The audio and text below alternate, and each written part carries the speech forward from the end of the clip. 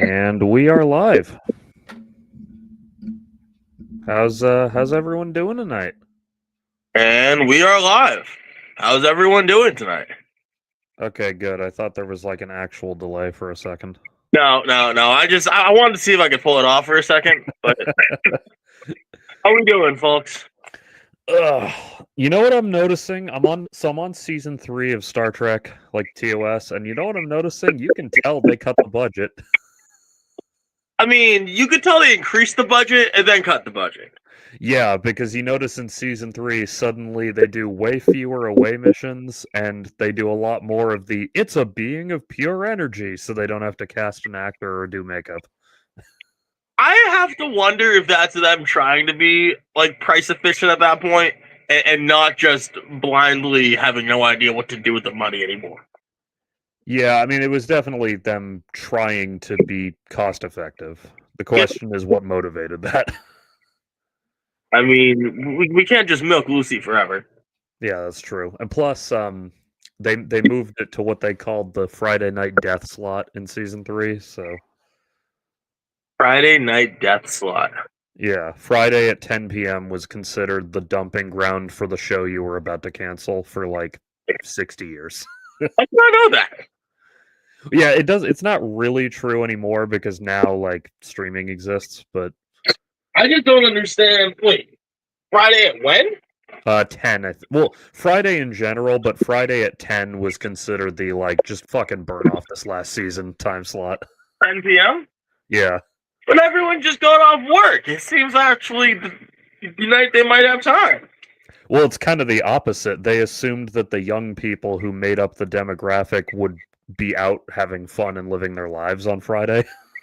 I guess I always find it weird to assume any TV show is ever marketed towards young people because I don't know, cable and TV seems so antiquated as a concept at this stage. True, but in 1968 they were the brand new. Well, cable wasn't even around really yet, but like TV was still kind of brand new. Give me 1 second to get my nail polish remover. Okay. So while Nick grabs his nail polish remover, I'm gonna do some fucking shady shit. I'm gonna be a demon. I'm gonna I don't know, pee with the door open. Or fucking not wipe my ass. Actually, no, you should always wipe your ass. Even if you haven't shit recently, I would recommend wiping your ass every so often. Like just, freshen it up. It's nice and cool on your hole. Get some fucking baby wipes. Feels nice and clean. It's good shit. No pun intended. It's fucking awesome. Just like, oh yeah. It looks like I'm jacking off. Sorry. Oh yeah. Oh, wipe that fucking ass. Oh yeah. Mm, mm, mm. Aren't we such a mature show? Talking about. Oh, I was saying how you should always wipe your ass even if you haven't shit recently. No, you should just get a bidet, like True. a civilized human being. Well, what you're really supposed to do, and nobody remembers, is that you're supposed to eat the toilet paper so it wipes on the way out. Listen here, you keep talking and you're going to be downgraded to having to share the Roman poop stick, okay? Yeah, actually, speaking of toilets and Star Trek, what the fuck do the toilets look like on the Enterprise? I want to know. Probably bidets.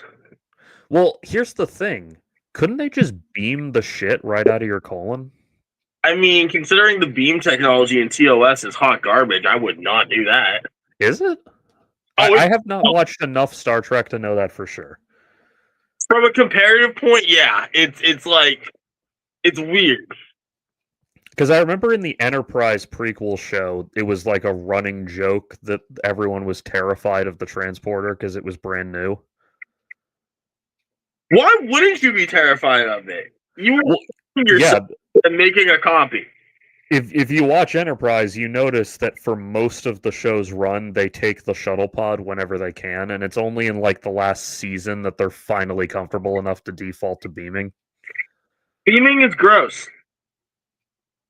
Yeah, it really like Because then you get into like the ship of Theseus question. Like, are you still the same person after having been disassembled and reassembled? And Absolutely not. You are dead. You are a clone of yourself. yeah, you have to trust that the clone that's going to be made of you will do the thing you want it to do. Yeah, I'd 100% be one of those like, nah, sorry, grandson. I'm taking the hypertram across the planet. It's not. You are waiting 2 hours. Yeah, I get why fucking what was his name? Barkley? Was that the guy from Next Gen? Reginald Barkley? Think so? Yeah, I get why he was fucking terrified of it. It is like a really scary concept. He was just right. He was Yeah, 100% correct. he also got addicted to the holodeck, which is also like what would happen if the holodeck was real. I mean, we have people wanting to fuck the Pokemon now. Dude, can you imagine how bad the fucking holodeck must smell? Nah, it's gotta be fine. Well, okay, yeah, you're right. It probably doesn't smell bad, but it does probably constantly smell like cleaning products. I mean, I don't know. I feel like they have like super UV sanitation level shit. Probably. But can super UV sanitation remove the physical shit particles? Like, I guess it could. Okay, so like you also have like I've seen Wally. I have like the little cleaning robot guy, and his name is Cummy, and like he just cleans. Dude, you know the holodeck is just like filled to the brim with jizz. I feel like there's gotta be rules against it. Well, then what's the point of the holodeck? Other things you can do other than coming in the holodeck. Also, even if it is against the rules, you think that's gonna fucking stop anybody? I mean, considering these guys are in like a pseudo military organization, yeah. Well, in TOS especially, yeah, and like Enterprise and shit. But by the time of Next Gen, there's like kids on the Enterprise. Yeah, but you're telling me okay, exactly. And you think the JLP is gonna let you run around with your dick out when like a 10-year-old could come through the door? He will launch you out of an airlock before he lets that happen. He does not love being around kids because he's awkward, but he will murder you for the sake of one of those kids. Oh, true. What I don't mean that the kids would be victimized. I mean that like there's gotta be some horny 16-year-old kids on the Enterprise who are like, oh dude, let's fucking recreate Pamela Anderson and fuck her on the holodeck. Yeah, and they got restrictions the same way that you can't go to a replicator and be like, give me a gun. Yeah, but you'll notice that every time those restrictions are brought up, it's in the context of, okay, but I figured out a way around them. Yeah, not the kids though. It's like the smart officers and shit. Well, they did. Did you watch the Orville? Like Yeah. all of it, that is. Of course, I watch the Orville. Okay, because I watch Star Treks. yeah, because the Orville might as well be fucking the next version of TNG. It counts. But yeah, because in at least one episode of the Orville, Dr. Finn's son hacked the replicator to make vodka. Yeah, but like those kids were also like supposed to be geniuses and like plays on what's his fucking face, Wesley. Yeah. So okay, so here's the question: does the holodeck lock, like lock from the inside? And Well, yes, actually, yes, okay, but I think it locks. Like it can lock, but always. well, I'm just like I haven't. It's been a while since I watched Next Gen, but I'm pretty sure it was canonically established that people do use that for sex tourism. Yeah, but like I don't know if you can do it on the ship. Like probably in some other location at like a hologram. Well, I'm saying they use like the Enterprise's holodeck to do it. Sick. No, I don't like that. Also, like how many holodecks were there on the Enterprise? Like there were a couple, but not a huge number, right? Yeah, no, I couldn't tell you that offhand. I got no idea. The scheduling must be a fucking nightmare. I mean, they get into it in like DS9, like, but like you also pay for those ones. Yeah, I know DS9 has eventually they've got the Vic dude who they like just carve out one holodeck and let him live there permanently, right? Yeah, but that's so far in. You should have no concept of that. Yeah, because I know of Vic. I just like I haven't really seen the episodes he's in. Yeah, no, don't worry about him for a while. Well, I don't have to worry about any of DS9 for a while. I'm not even through TOS. Because the thing with like Vic is like he's like it's like alien tech combined with AI combined with a holodeck, and there's like a bunch of levels to why he should be considered with more like treatment and other things. Yeah. It's kind of like the Hollow Doctor, where you're like, all right, I understand. Normally we wouldn't even go this far, but you're special. By the way, I am including Star Trek the Animated Series in my watch, so it's going to be slightly longer till I get to DS9. God, watch good content for fuck's sake, dude. Well, I've heard like reasonably good stuff about the animated Star Trek. I you Like a lot of them were just scripts for TOS they never got around to using. yeah, but like, there's so much better things that were not written by Gene Roddenberry. Yeah, well, so it's funny you say that. From what I recall, he was a fucking thorn in the side of the TNG writers because apparently he felt that by the time of TNG, we would have evolved past interpersonal conflict. He he had no idea what the fuck he was doing. His writing is okay. If you want a good example of like why Gene Roddenberry's style of writing pisses me off, have you reached the Herbert episode? Which one is that? Space hippies. You're going to have to be a lot more specific. All right. Kirk and his Enterprise encounter a group of 60s hippies, but in space, inside of a rundown VW van, but it's a spaceship. And they have no idea how to run it, and they're just chilling, playing 60s hippie instruments. And they're talking weird like jive that like only Spock understands them, and because Kirk is too old man minded, and it's like it all of Gene Roddenberry's writings are from, oh, my dad fought in the Korean War. I'm so hip and I know the future, man. But all of these adults don't get it. And then when you meet those people and they're 80, you're like, oh wow, you still say the F slur a lot. I don't know about you, dude. Yeah. Yeah, Gene. I'm using his first name like he's my friend. He was a complicated man. Okay, you can be complicated if you're like good at writing, but like, he was great as an ideas man. Nah, he's great as like a dude who like pitches a thing. Yeah, exactly, an ideas man. I don't even think that because I don't want him to have the ideas for the episodes. I want him to inspire the ideas people. He's similar to George Lucas, honestly, a little bit. Though Lucas, I would say, is a better writer than Gene.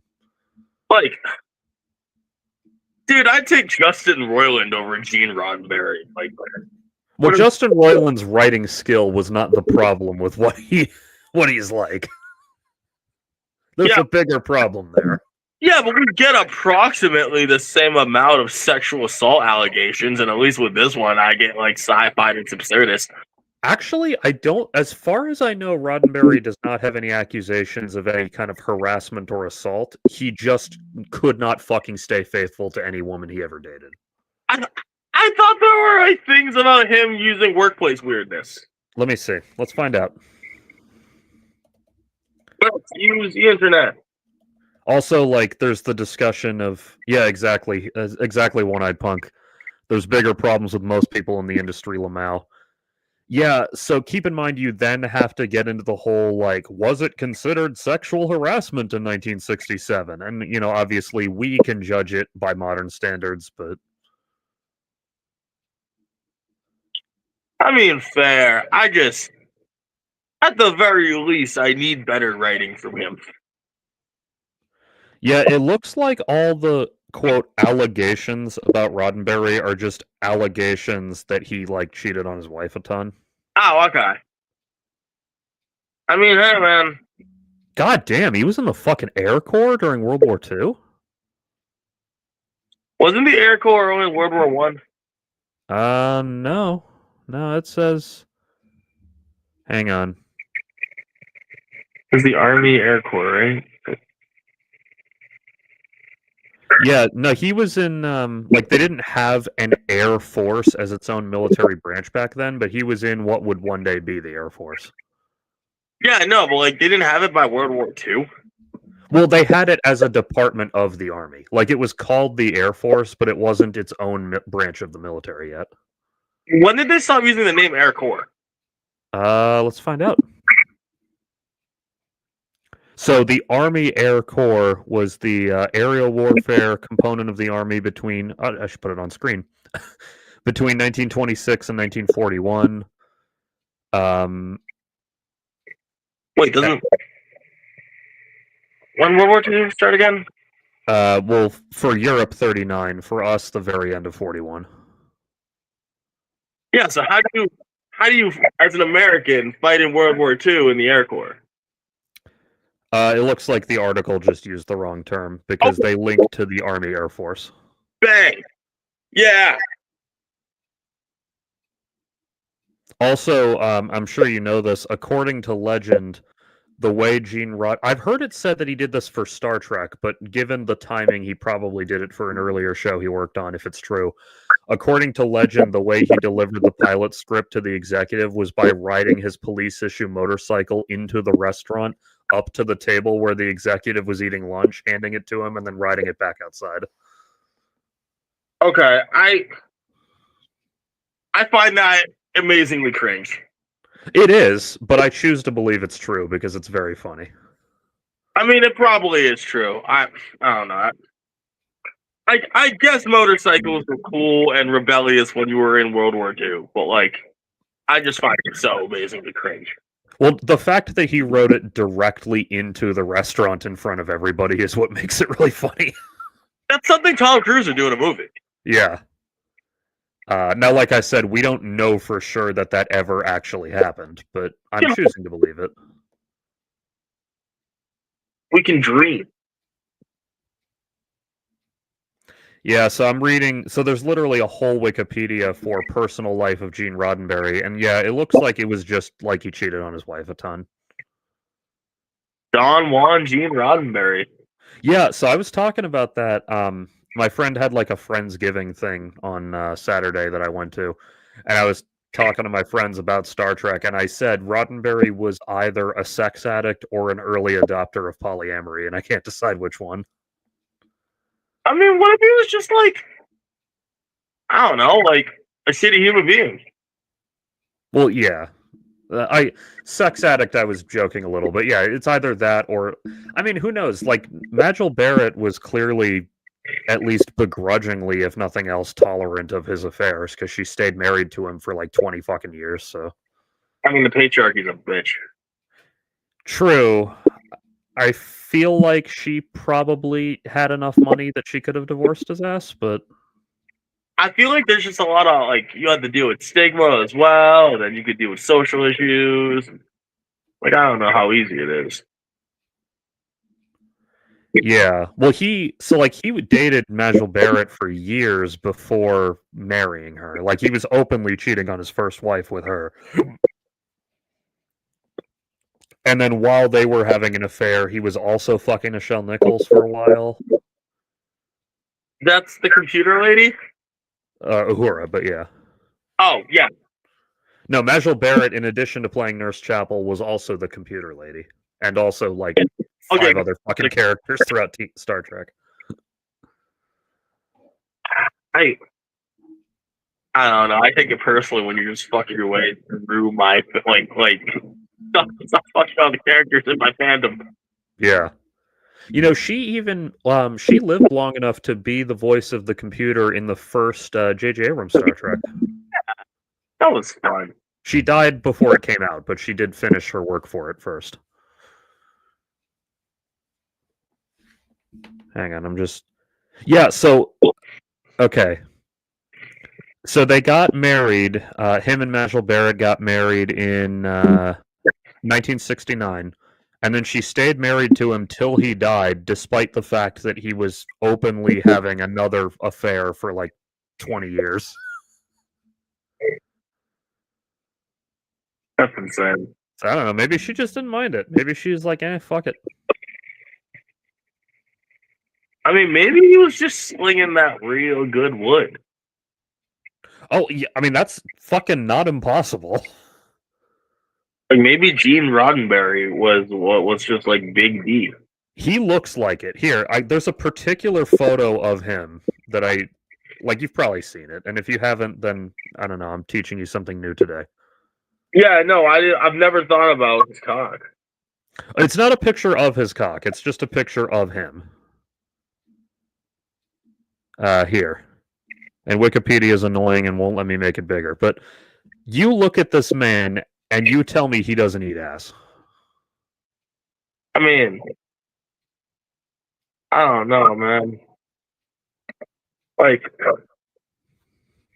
I don't know about all that. This man gobbles down on the booty hole, dude. I can see it in his fucking eyes. I can see it in the way he carries himself. I can see it in his haircut, his fashion.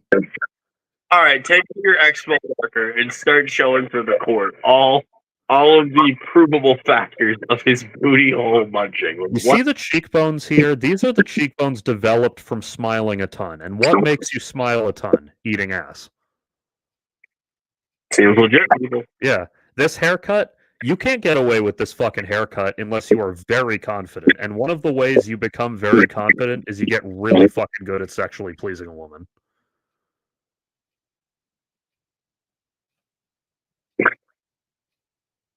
Like, I see your thought process here. I do truly see your thought process. There is some logic. Like, look at this shit. This is another one of him when he's a lot older. Like, look in this man's fucking eyes and tell me that he's not a goddamn freak. Yo, why does he look like that one teacher from Hogwarts? He kind of does, yeah. There's a whole lot of other things that can make you smile, bro. Why is that what you jump to? Because eating ass produces a particular form of smile on one's face, and he has the lines around his cheeks to prove it, okay? You look at him. Look at this motherfucker right here. I just wanted to see how far he was going to go talking about eating ass. I mean, look at him. Come on, let's not fucking pretend that I'm crazy here. This man is a goddamn degenerate, all right? And he's proud of it. This is unhinged in the uniform, no less. Yeah, I don't know why that is. Maybe he had a cameo in one of the movies. I actually don't remember why this picture exists. I hate when the nail polish mover just ain't working right. I've honestly never really painted my nails, so.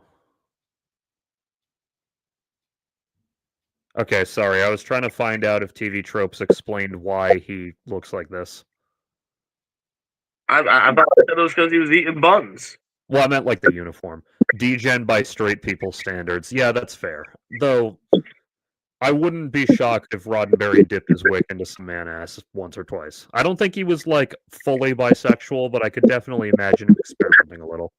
I don't know, man. Like, I feel like degenerate is when, like, throw up the pictures of Spock on the wall as you go and do a Vulcan hand sign in up my ass, spreading it, while one of you reads the Prime Directive and another one of you spanks me with a Klingon battle. Maybe for a little more detail. He looks like he'd go for femboys. Well, I mean, like, come on. Like, I'm not dying to fuck any femboys, but, like, if you offer me $1,000 and you say, here, give it a shot, you know, I'm not going to say no. Oh, you go for it, which is fine. I ain't judging, but, like, you can just take him down. It's cool. Yeah. I mean, a femboy sucks as good as any other, you know? Yeah, mouth is a mouth. Now, seriously, why did he make a fucking cameo? Now I want to know. I want to know if he made a fucking cameo in one of the movies. Just check, like, IMDb or something. That's exactly where I'm heading. The Internet Movie Database? Wow. Honestly, usually I use Wikipedia, but for something like this, IMDb will be faster. But Wikipedia isn't a real source. I went to public school. I know that. Yeah, which is really funny because now everyone's using goddamn ChatGPT. So Whoa, whoa, whoa. We care about the sources here. We care about real truths and not liberal nonsense. We use Grok. oh my god. Did I tell you after seeing all of those memes about like Grok going nuts for Elon, I had tried this? I know you told me that you've been fucking with Grok. You didn't really specify. So, Grok went as far as to say it would sacrifice the entire population of the state of Alaska to save Elon Musk, as it would be a net positive for humanity. And it could confidently deal with those kills, but beyond that, it would have a little bit of a hard time finding it to be a fair trade. But it could definitely do the trade off of the entirety of Alaska. Okay. I'm not finding anything consistent, so I'll check again in a minute. I assume you've seen the Matt Walsh tweet about like he'd kill every ape to save one human. Yeah, And then the other guy, would you suck every ape's dick to save one human? you showed me that the other night, actually. Oh, okay, good. See, this is the problem. When I talk to multiple friends, I forget which ones I told to. Who knows what is what anymore? Reality's not real. Everything's a flat circle. You know what? Here's a question for you while I look for this. What's your favorite Star Trek uniform? Favorite Star Trek uniform. Like which show, movie, whatever. You know? Okay, this is okay. I'm gonna have to take the opinion of Dax here, which is the modern uniforms are nice, but there's something about those skirts. I just find them perfect. Well, you know what's funny is that the skirt, one, appealed to Gene Roddenberry being a horn dog, but two, was considered like a fucking female empowerment symbol in 1966. Yeah, I mean, times change, you know. It's Speaking of, hang on. Where is it? This is something I really fucking appreciate about Next Gen, even though it used it almost never, which is the fact that not only were there skirt uniforms, but the men were also allowed to wear them. I mean, maybe he's just Scottish. Respect his heritage. I checked actually to make sure that that wasn't the case. But I do like this. I like that the men are allowed to wear the skirt uniforms. Now, here's the problem. The uniform is hideous. Not on this man. It's hideous on everybody who wore it. All right, Calvin Klein. What do you got? No, so that's the thing. Probably my favorite Star Trek uniforms are the standard issue one with pants. It's just that with the skirt, it looks hideous. But look up Dax in the skirt. I think I've seen that, but let me. What's her name? Jadzia Dax? OG Dax, my favorite Dax. Well, there is no OG Dax. Whatever. This one? Yeah. Okay, because I know there were two Daxes because they wrote her off eventually. Well, they didn't write her off. Like the whole character is like it's like a person and a symbiote. Yeah, I know, but I think at some point the actress, like, I know that they killed off Jadzia for actress behind the scenes reasons, or at least that's what I've heard. I forget why, but like yeah. But her character was meant to move on anyway. Yeah. Now, like I like the TOS uniforms a lot, despite how they look kind of cheap. And I really like the TNG uniforms. I honestly don't love the DS9 ones. Like, they're fine, but I like when they have a little more color.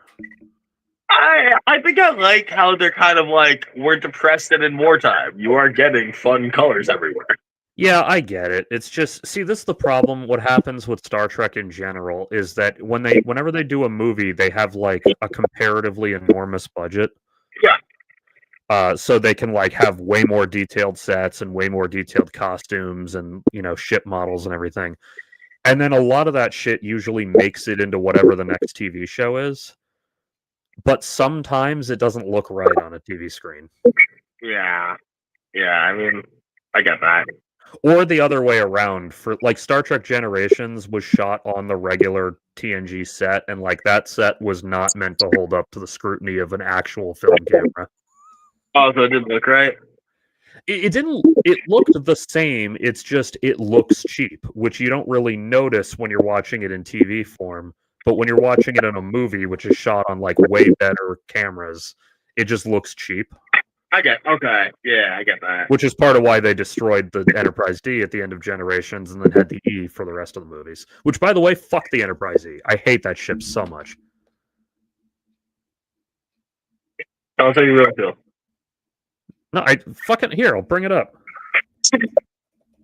Enterprise E. It's fucking hideous. I don't like this design. Look at this. I don't like this. The fucking Enterprise should never look like a battleship. Why not? Because the Federation is not a military unit. Like, they technically are to some degree, but they're supposed to be like an exploratory unit. The Enterprise should always look like a luxury liner. Well, to be fair, you're confusing the Federation and Starfleet. Well, I know, but like, I don't mind other Starfleet ships looking like battleships, but the Enterprise never should, because the Enterprise is an exploratory vessel. Yeah, it's no Enterprise. Because I'm with her. Also, the E is like way smaller than the D in terms of square footage. And yes, you can make your haha he said D jokes all you want, but what? Here. What is the joke? Haha he wants the D. Like, look at this. Why the fuck is the new ship so much smaller than the old one? That's stupid. I mean, have you ever seen iPhones? Yeah, and that's also a fucking problem, arguably. Nah, man. All of our electronics just got smaller and smaller and smaller. That's why we need we have to go back to iPod minis. E did make my D smaller. I believe you, One-Eyed Punk. I've never seen it, but I do believe you. That's an estrogen joke for those of you who aren't hip to the trans kids. I don't like this. Like, I like that the Enterprise D is a giant ass fucking luxury cruise liner. Like, it shouldn't fucking. The Enterprise doesn't need to be a battleship. By the way, none of this is helped by the fact that the movies the Enterprise E was in were almost all terrible. I mean, that I'll definitely get on. It's like, yeah, it can be small and slim. You know, the Enterprise wants an Ozempic, and you're being really judgmental. Yeah, but it shouldn't be smaller and slimmer than the previous one. If you're going to make a little tiny Enterprise, it should be in one of the 1,000 prequel shows you make. But I want a small and slim one. But that's not the fucking Enterprise, though. Save that for, like, the Defiant, or the Voyager, or the Discovery, or whatever. Like, the Defiant is a small, tiny ship that would. Yeah, I know. And Voyager is already out there. We can't do stuff with it. Yeah, so here is the size comparison of all of the canonical ships named the Enterprise. And it's including the real-world space shuttle called the Enterprise.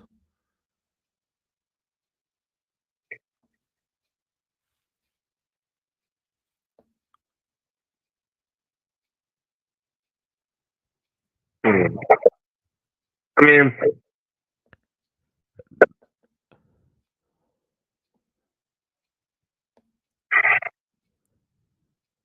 how do I put this? I never really cared that much about the shape of the Enterprise. It's not the shape, though I do generally think the Enterprise should always be roughly shaped like the one from TOS.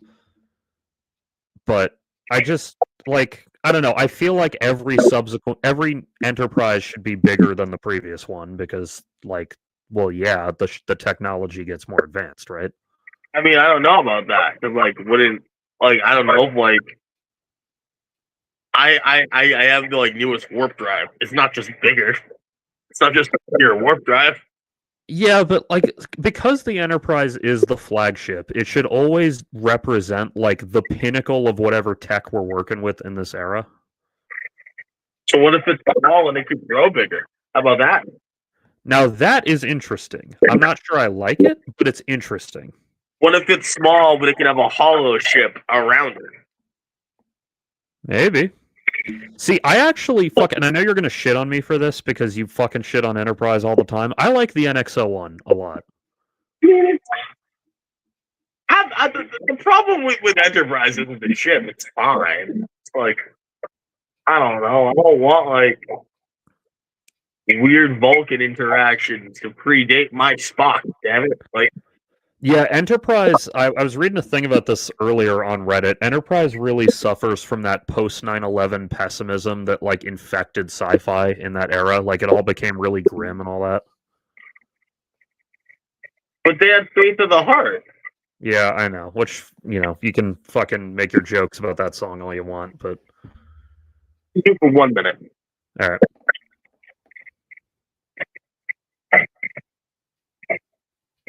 I don't know. What do you think, chat? Like, do you get what I'm getting at with the fucking Enterprise? Do you understand why it shouldn't like shrink with new ships?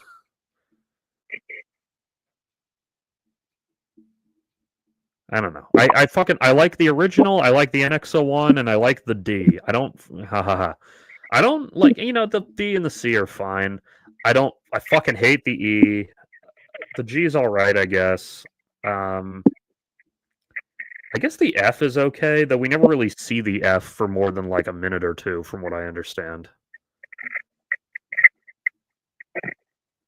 I don't know. Like, if we only saw the Enterprise E for like a second, that'd be one thing, but that was the main ship for 3 goddamn movies. How dare they have a ship I didn't like? Well, again, the bigger problem with those movies is not the shape of the Enterprise E. It's the fact that Picard acts nothing like Picard, and they try to make it into Die Hard, even though it's not, and the writing sucks. And the Star Trek a Christmas movie? which one? I mean, is there any one that covers over a year? There's that Year of Hell episode of Voyager. You could make that argument. Oh yeah, that's a Christmas episode that counts. Speaking of, I did not mean to wear the same exact shirt I wore on Friday, but I did. I thought you just don't change. Yeah, well, don't worry. I have showered several times since Friday night. And you just put on the exact same shirt. You hop out the shirt, shower, hop back in the shirt. No, what happened was I threw it in the laundry, did the laundry, and then looked at it and said, "Oh, this is a Christmas shirt. I should put it on the top of the pile to be seasonal." And then I was like, "Oh shit." Why is Christmas the only time white people want to be seasonal? Hey-o. True. Though I do plenty of Halloween shit. Oh no, that was a Spices joke. No, I know. I gave it the chuckle it deserved. Well, I was just gonna say, if you didn't know, that would have made it even funnier. I actually need to ask a question regarding what you're doing. What are you doing with your nails? Like, what design? Oh, so right now I'm just clearing these. Then I got my strengthener. Then we got your base coat. Then we got classic black, just like Sudden Dark. We're going to do a couple coats of that. I'm going to overlay that with my Hello Kitty. It's an iridescent pink. And then seal that up with the top coat. So overall, it should kind of give like a night sky vibe. Nice. That's what I'm looking for. I have only played with nail polish once, and what it was you remember how in college, like the RAs would do those little parties where you could show up and like paint a mug or whatever? Oh my god, yeah. So I went to one of those, and the way they did the painting technique was basically fill a bucket of water with nail polish, dip the mug in, and like swirl it around till it gets all crazy. Oh yeah, hydro dipping. Yeah. So I did that. I still have the mug and everything, but I got fucking nail polish of various colors all over my hands. So I did something I probably shouldn't have done. I went to CVS, bought a bottle of nail polish remover, and used the entire thing scrubbing my hands clean. course he did. It didn't burn too badly. It just irritated my skin a little. It's not even about scrubbing. It's about just like holding it to the nail like this. Yeah, well, it wasn't on my nails. It was on my hands. Yeah, that's rough. I mean, gotta do what you gotta do, I guess. That was the only time in my life, because I did it because shit got stuck in the hair. I actually shaved the hair on the back of my hands, Oh my god. which doesn't really matter. It just meant they were itchier than usual for a little while, but it was weird, like looking at my fucking naked hand. Geez, really, the guy from Primal? How much hair you got on your hands? Not much, but I just was like, all right, it's easier to shave it off than it is to scrub the nail polish out of it. Oh, fucking facts. Also, I remember, and I won't like dox the city we were in, but you know the answer, and you'll be like, yeah, that's typical of that city.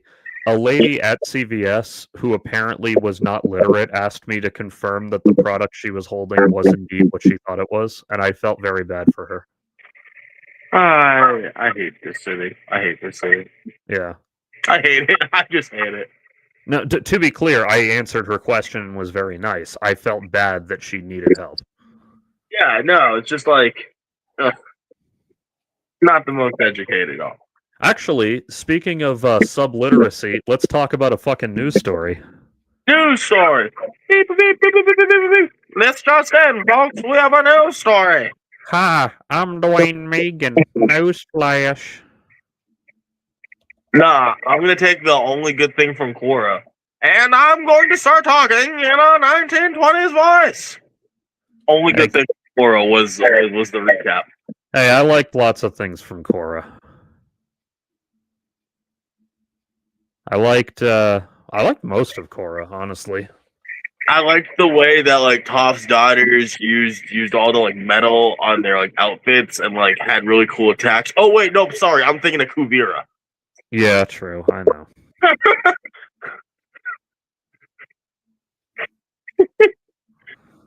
I like the way that they really had like a nice character arc for the daughter of Sparky Boom Man. Oh no, that's right. Was she canonically his daughter, or was she just another lady with the same ability? You what?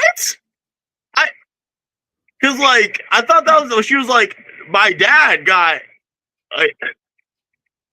I'm pretty sure she's Sparky Boom Man's daughter. That's not impossible, and it has been a while since I watched the show, but I didn't remember them mentioning that, and it is canon that like that ability is not unique to that one bloodline. Like that is a particular thing certain firebenders can learn. According to what? Because characters unrelated to Sparky Boom Man do appear in like the Avatar books and comics and shit. Oh, so they're like, yeah, we kind of realized we wrote a cool thing and never used it, so now we're just gonna a bunch of people can use it now. Well, it's still a rare ability, but like basically every era of Avatar, you'll meet one character who can do it, type of thing. Okay, that's okay. I mean, maybe they're all related, but it wasn't explicitly stated that they were. It would just be weird to not have them be related. Like, I've seen Naruto. I know how this should be done. In fact, let me find out. Let's find out. Avatar Wiki? Combustion Man, I think, is the closest thing he has to a canon name. He has a canon name, and it's Sparky Boom Man. Well, that was one of Sokka's, like, failed nicknames, and then they settled on Combustion Man. I really feel like you're undermining Sparky Boom Man. I do love that too, but okay, here we are.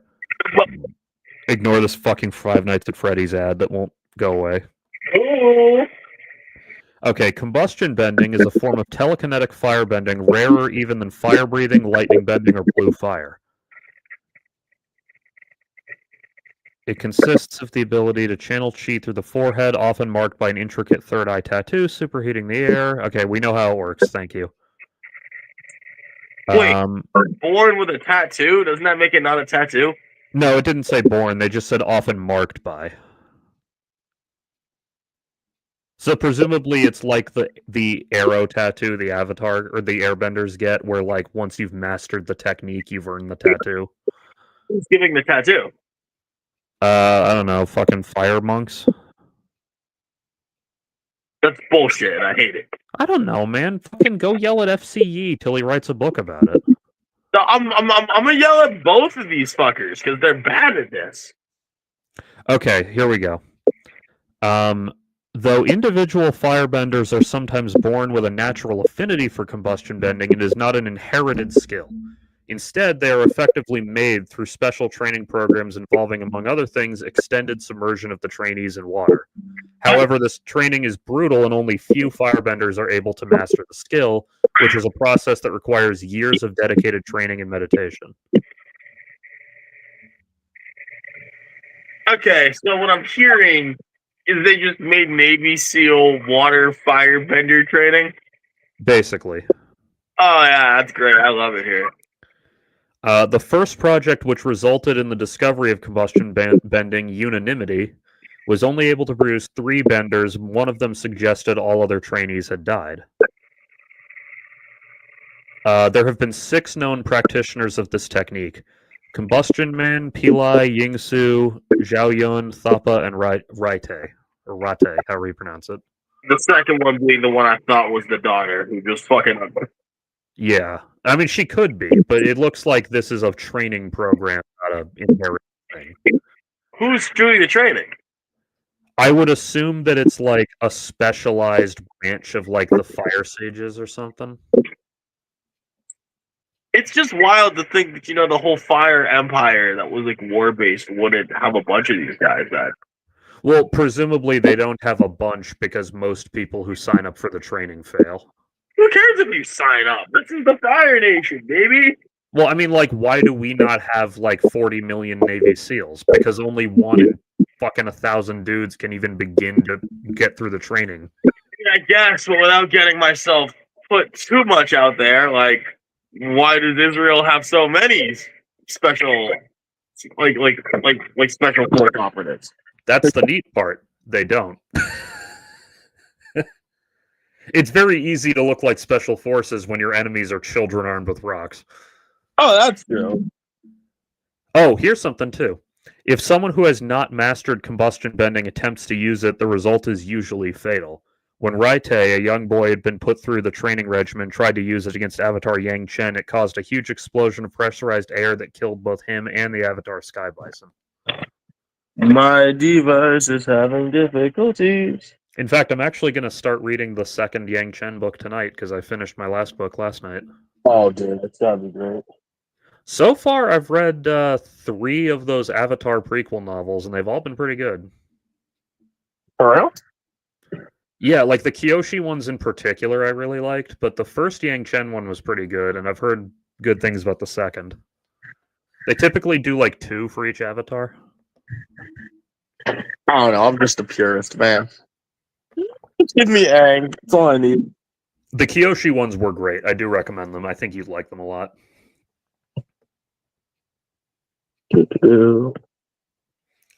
So, the news article, or the news story that I was going to discuss, have you been following this whole thing with the Oklahoma University essay? I've been tangential. Okay. So this let's recap to make sure I know it. So this girl, whose name is fucking Samantha Fulnecki, I guess. Oh, here, I'll go to this one. I can't believe I'm finding Turning Point to be a valuable resource. If I disappear, I will come back. Okay. Also, can you do me a favor? Make sure I have the show link in my email. Yeah, I sent it. I always send it to your messenger and email just in case.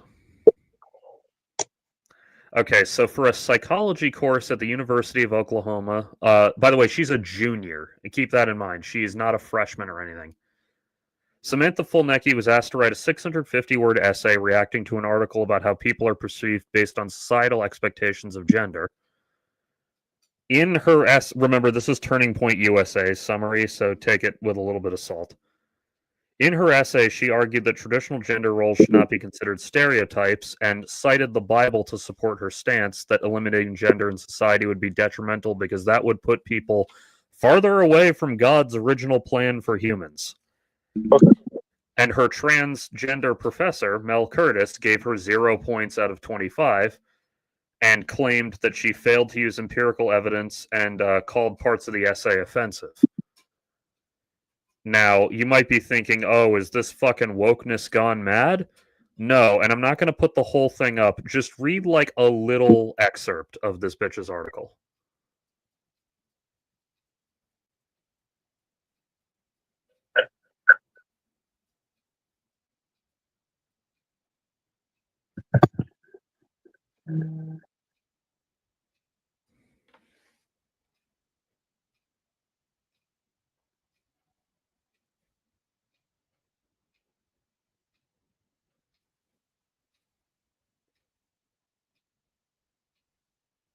Did I lose you?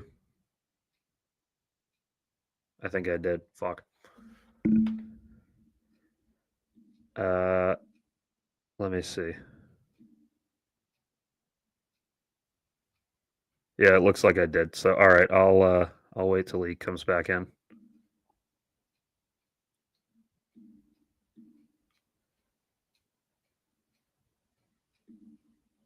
Fuck you. That's not what I wanted. I did not want you to take a screenshot. Thank you, StreamYard.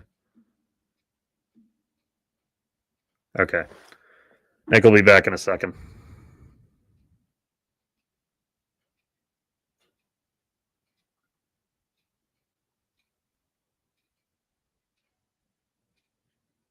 Dun, dun, da, da, da, da, da, da, da, da, da, da, da, da, da, da, da.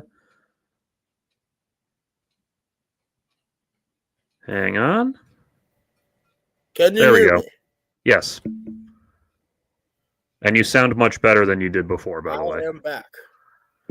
So did you read this article or did you lose Oh, I do? connection? Nice. Oh, let's see here.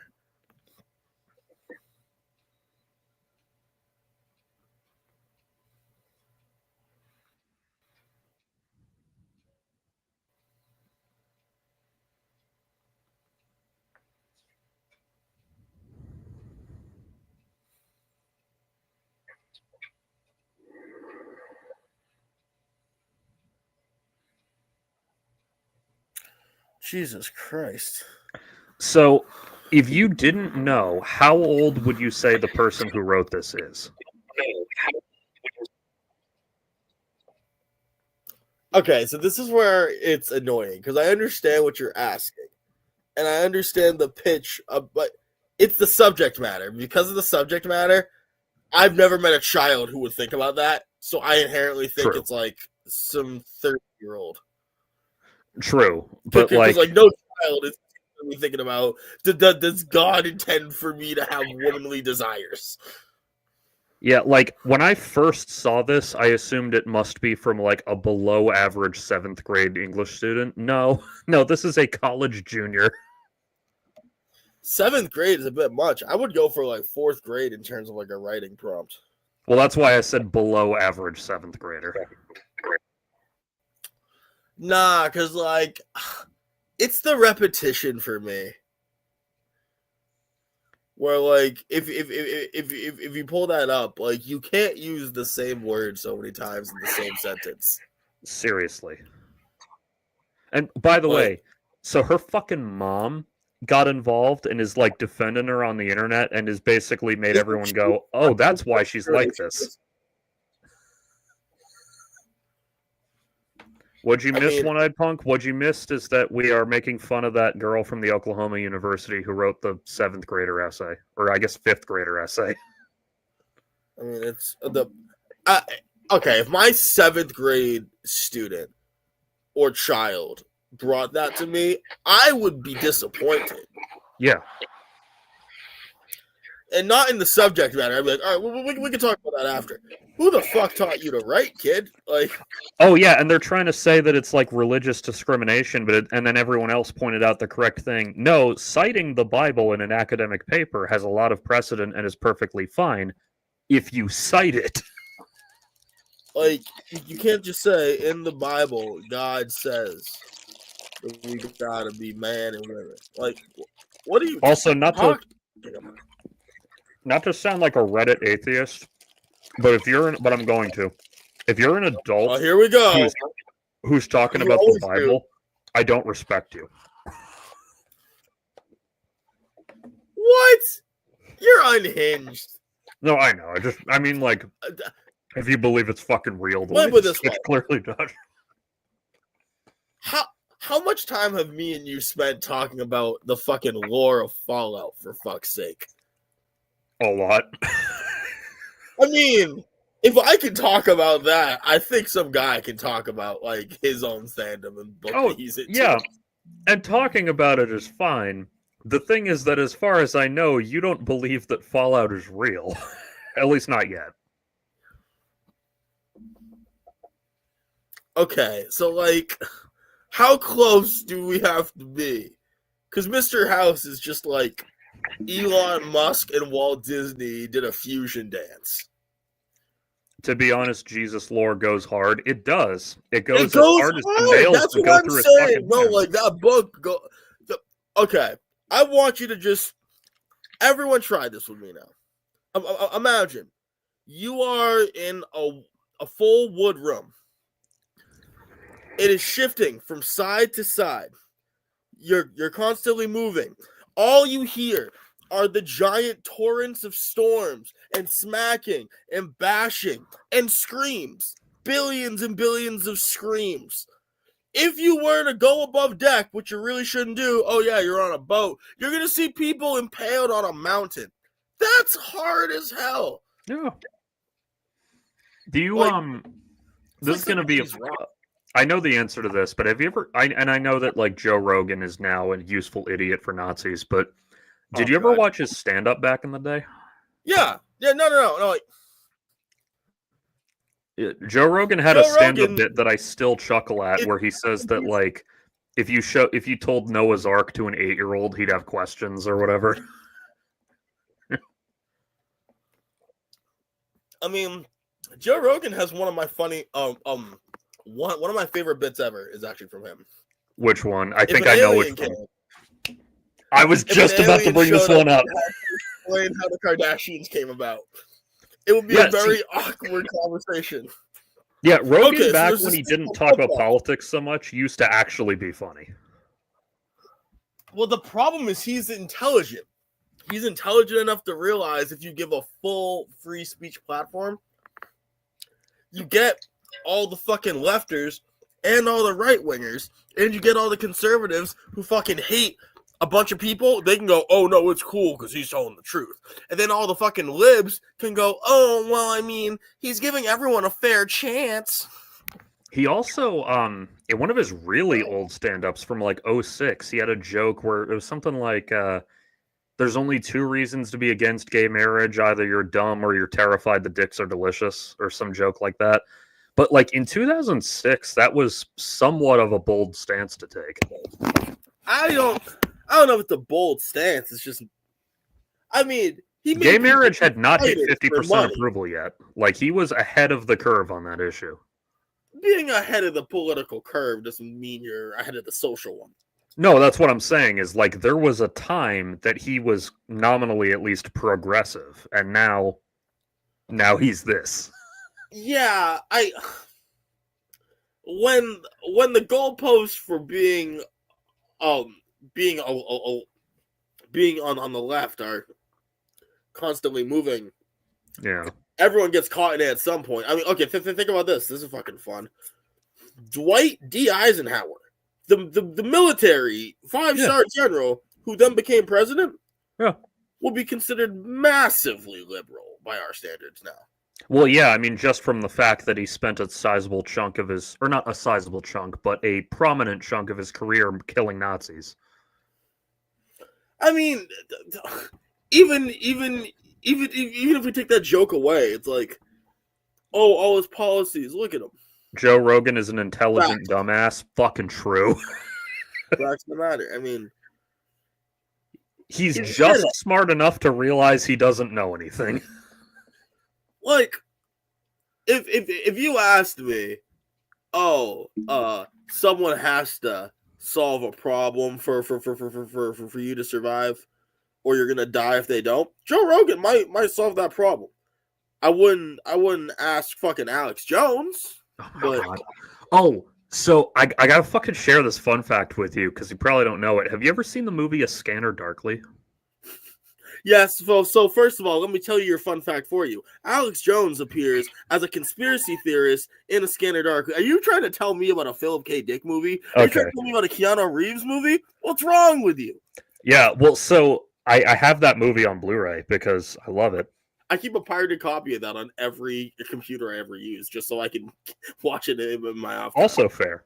So I mean, I bought it one time, so I can do what the fuck I want. yeah, well, I don't know if your copy has this, but the Blu-ray I have has a director's commentary, which was recorded in like 2006. Yep. So Alex Jones wasn't who he is yet. So Richard Linklater is just like, oh yeah, that's Alex Jones. He's a local dude from my hometown. You know, we thought he was nice, so we gave him this cameo or whatever. Yeah, you know, the globalists. The globalists are taking over. Joe Rogan believes the most recent thing someone said confidently. Fucking true. Jesus Christ, man. I mean, he has that dog mentality where, like, you like just put him in the room where someone says something like really, like, yeah, this is what it is. Oh, of course, yeah, of course. You know what's funny? Nick probably knows this. I know that One Eyed Punk does because they introduced me to this guy. But I am a massive, massive Jesse Wells fan. He's a folk singer, he's my favorite current artist. And he was on Joe Rogan, I guess. I didn't watch the episode. I just saw like a clip from it. But Joe just was so badly prepared for the interview because clearly all he knew about Jesse was the United Health song he wrote that went viral on TikTok and not the 30 other songs Jesse has written that ruthlessly mock Joe Rogan and people like him. I don't imagine he gets a lot of prep for some of these guests. Well, that used to be a thing he was well respected for, was that if he had a guest on, he was going to read their shit. Like, at least some of it, as much as he had time to read. Like, Well, back in, 2015, like, he was pretty good about that. How can you with some of this shit, though? I don't know. I mean, like, there's no way he understands Neil deGrasse Tyson. There's actually,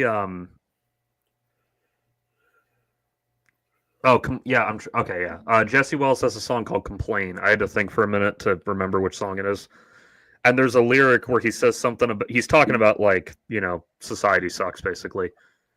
And one of the lyrics is, a phone is 2 months' wage made by child slaves. Is it worth it just to watch Joe Rogan? And Joe was, like, unaware that that lyric existed. I mean, yeah, it's worth it. He has another one. I forget which one. He doesn't reference him by name, but he uses the phrase quasi-psychedelic jester gladiator. And in context, it's very clear he's talking about either Rogan or Alex Jones. Man, I miss the days. Okay, just to hop on my old man,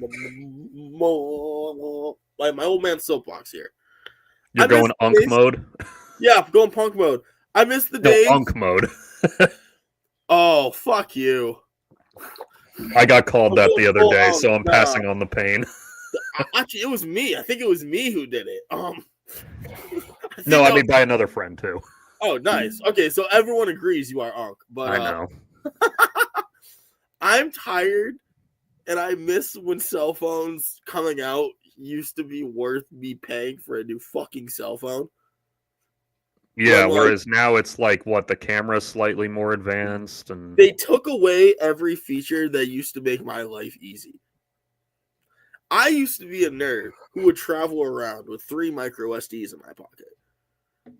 One for my games, one for my movies, and one for my dailies. And I could switch them out and put it in the phone. Yeah. I could have an extra phone battery, for God's sakes. So what I have done historically is that when my phone is like basically physically crumbling in my hand is when I buy a new one, which means getting one every like 2 to 3 years because planned obsolescence. But this one, I've had this guy for about 5 years now, and it's still working like more or less correctly. It's weird. Like, what the I fuck? want like a Lenovo phone. Like they have ThinkPads. Give me a Think phone, bro. Well, this one's a Google Pixel 4a, if that means anything to you. Google Pixels used to be hard. I mean, I do kind of want to get a new phone just because this one is starting to have tiny issues, and I'd like to, for the first time in my entire life, not have it be an emergency when I get a new phone. it feels like you just want to watch HD porn, but that's okay. I don't watch porn on my phone. I watch it on my TV thanks to the fucking web videocaster app. But what about the VR headset? I fucking hate VR. I don't know what it is. I don't like wearing a thing on my head. Yeah, none of us like condoms. Deal with it. Well, that too. But even like, I don't know. When I play a game, I like to have a controller in my hand on a TV screen. I like to be able to see other stuff out the corner of my eye. Yeah, back in my day, we had actual controllers. I recently had to offload 16,001 photos off my phone. Jesus. What the fuck, dude? I just have mine. You can have it auto sync, but it's a pain in the ass to get to work. So I just fucking manually share all my photos to my Google Drive. Oh, there's no, we're not doing that. There's no, there's a lot of reasons I'm not letting my photos get auto up. Oh, well, yeah. I mean, I don't do that with those, but like with the memes I make or with like, photos of my friends and I going ziplining, like stuff I don't mind being out photos go to camera photo folder. I don't know what to tell you. Like, well, yeah, I know. Yeah, so like, well, I don't know about yours, but this phone and my previous one both had a little feature you could do where you could make a private folder that you had to have like a thumbprint login to get into. And it's not even like that. It's just like, I don't want to just be uploading some photos to drives. Yeah, I mean, pretty much everything I've got on my phone right now, I'd be completely comfortable being publicly visible because it's all like inoffensive.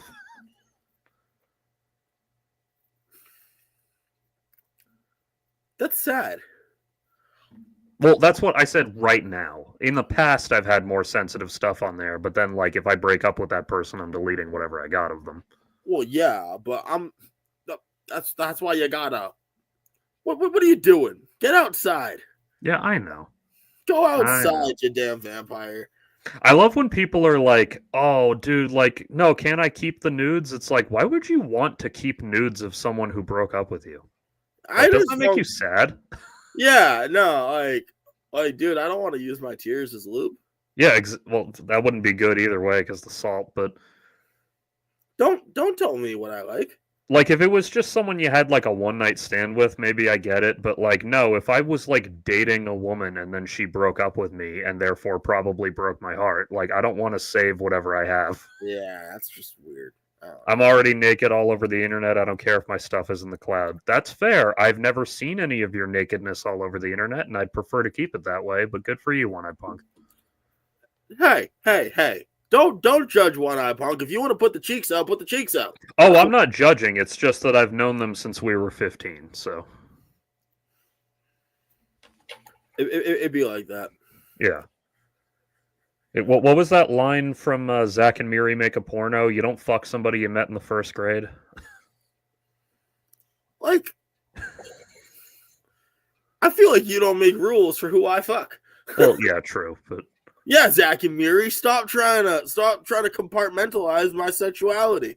I remember Vosh was talking about that once, and he said he was talking about like the girl he lost his virginity to when he was like 16 or whatever, and he goes like. Now, I think back on that experience fondly still. Like, don't get me wrong, but when I think back on that experience, I imagine the two of us looking how we look now. Whereas, and he's like, and then every now and then I see a photo of us from back then, and I remember, oh, Jesus Christ, we were children. Yeah. That's fine. I forgot that movie existed. Yeah, Zach and Miri Make a Porno is one of the... Is it one of the lesser Kevin Smith movies? That's a Kevin Smith movie? Yeah.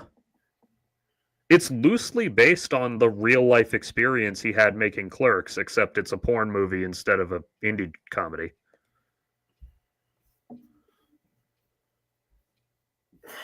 But like the whole notion of like using their workplace as the set after hours, like that's all based on Clerks. I mean, that's just a little bit of a loose stretch to go from, oh yeah, like I work in this store so we could film a black and white movie here to, oh yeah, like let's get some pros banging on the coffee table. Like It's been a while since I saw the movie, but if I remember, some, if not all of them, were amateurs. yeah, So that but was part of it. okay, what I remember from this movie is there's two blonde people. There's one blonde girl and there's one blonde guy. Yeah, And the blonde that's guy's Jason like, Mewes. I know him. Yeah, kind of dude. And like the girl's like, I think she might be an actual like just a straight porn star. I think so. I think so, because I think like she like got like good marketing off it or something. Fun fact, do you know why in that scene he has the tie draped across his back? Tattoo? Specifically, he has a tattoo of Kevin Smith's daughter's name because she's like his niece, because the two of them have been friends since they were like kids. So he was like, I don't want that visible while I'm fucking, so I'm just going to have my tie conveniently draped across it. Because he has like a million tattoos and the rest were visible. He just didn't want that one visible during a sex scene because she was like 10 years old. Nah, the next time I film a sex scene, I'm just going to add a tat to my back that says Larry going down. I mean, I got enough. It can work. There was a dude named Larry in the Star Trek episode I watched earlier tonight. It felt weird. Only other person I've ever met named Larry is my grandpa, dude. I finally, in one class I took in college, there was another one. And I was like, oh, shit. We found him.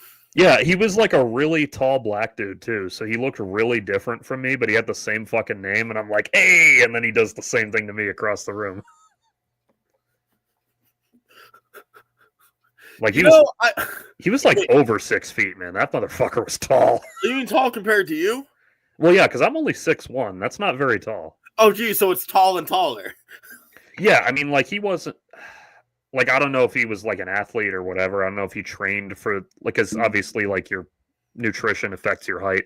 So I don't know if he'd been, like, a lifelong athlete or anything. But, like, he was fucking at least 6'4". Yeah, exactly. Spider Larry. Spider Larry. I don't think that meme even existed yet back then. No. That thing was ancient. Well, this was, like, early 2017. That might have been before that meme was popular. Was? Yeah, true. No, that makes sense. But yeah, that's the only time in my life I've had a classmate with the same name. Oh, I have the exact opposite experience. That's what I was wondering, because I'm thinking back on my childhood. There were like a million times I had 2 Nicks or 2 Sarahs or 2 Johns. But so, okay, let me make sure I have this correctly, because I have to actually count this through. So one time, I went to the mall with some of my classmates from school. It was me, that one, and okay. So it was me, 3 other Nicks from my class who were all named Nick, and I kid you not, 2 other Nicks showed up. So it was Nick, and Nick. Nick, and Nicky. There was a literal moment where someone went, Nick, and 6 people went, which one, in unison? Did one of them go by Double C?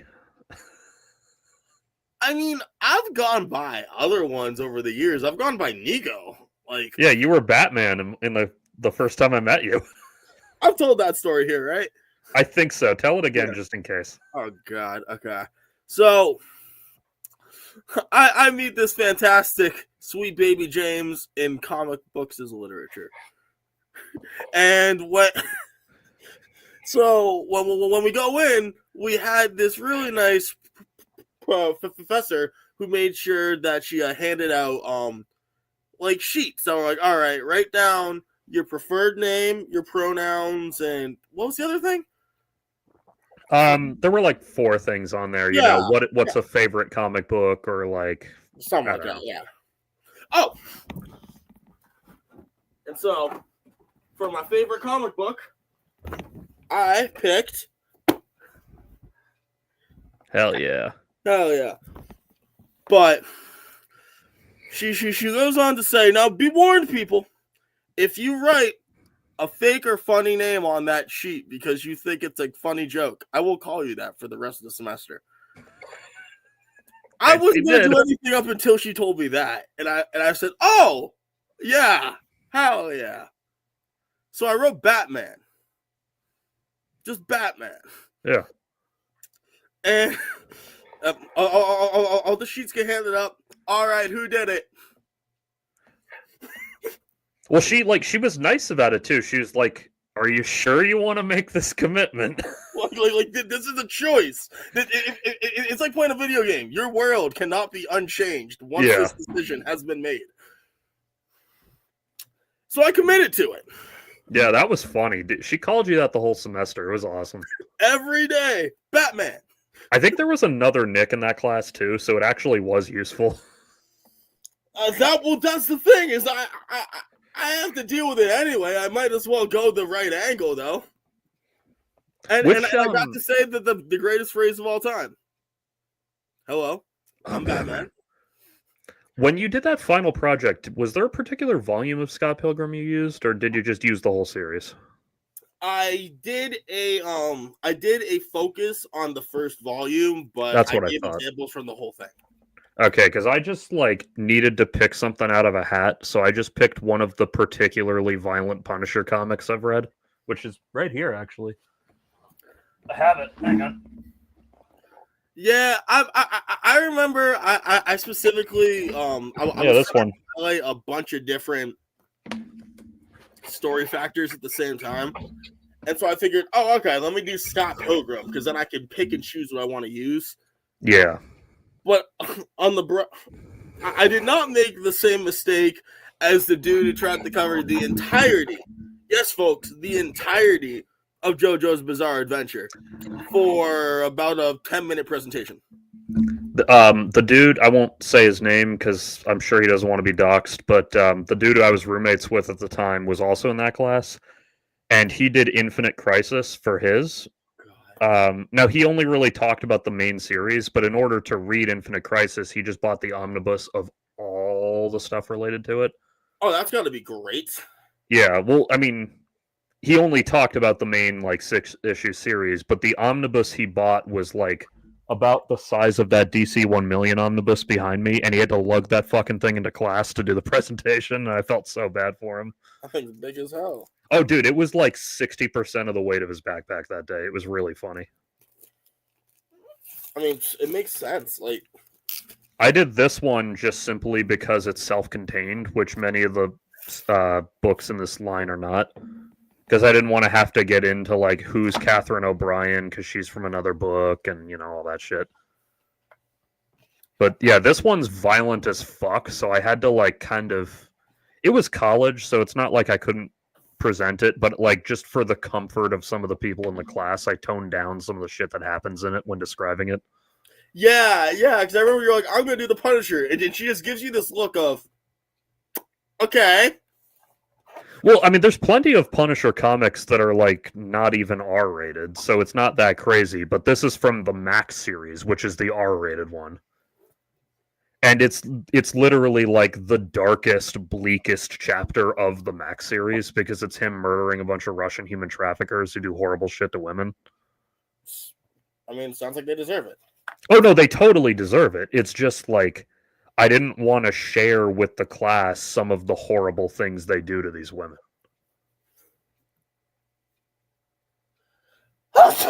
Bless you. Thank you. One of their fucking, trigger warning, I guess, for the audience, one of their tactics is, letting the sex slaves get pregnant so that they have something to hold over them. Yeah, exactly. They do really fucked up shit. Bless you. Thank you. And that's what, throughout the comic, this is Punisher, right? And this is the continuity where Punisher ages in real time. So he actually did become the Punisher back in the 70s when the comic started. And he's been the Punisher for 30 fucking years at this point. He's 60. Jesus Christ, he's old. So he's seen it all. Uncle Punisher? What? Uncle Punisher? It'd be Grandpa Punisher at this point, but yeah. Grunisher? So He narrates like a PI throughout the comic, and there's this recurring thing throughout the story where he's like, I got this weird feeling that I can't place when I deal with these guys. Nice. And near the end, his narration goes, I finally figured out what the weird feeling is. It's been a long time since I hated somebody the way I hate these people. I like that. Yeah, he says that after, like, this is one of my favorite kills of his he does in the series. What?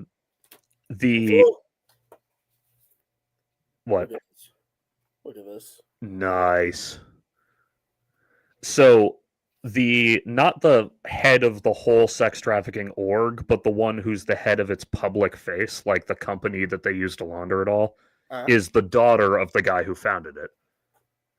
So it's a woman running fucking sex trafficking, and in fact, it was her idea to like use rape as a weapon to control the sex slaves and shit. Yeah, I mean. So he confronts her in her office, which again, legitimate business front. So it's an office like in a New York City skyscraper. They're like 200 stories up, and he confronts her, and she knows why he's there, and she knows security won't reach him in time. And he goes, those windows are made of bulletproof glass. Funny thing about bulletproof glass, you can't break it. And he grabs her by the hair and smashes her head into it. And then he goes, but if you hit it enough times, the frame will eventually bend. And he just keeps hitting her face into the fucking glass till the whole pane pops out and she plummets to her death. Whee!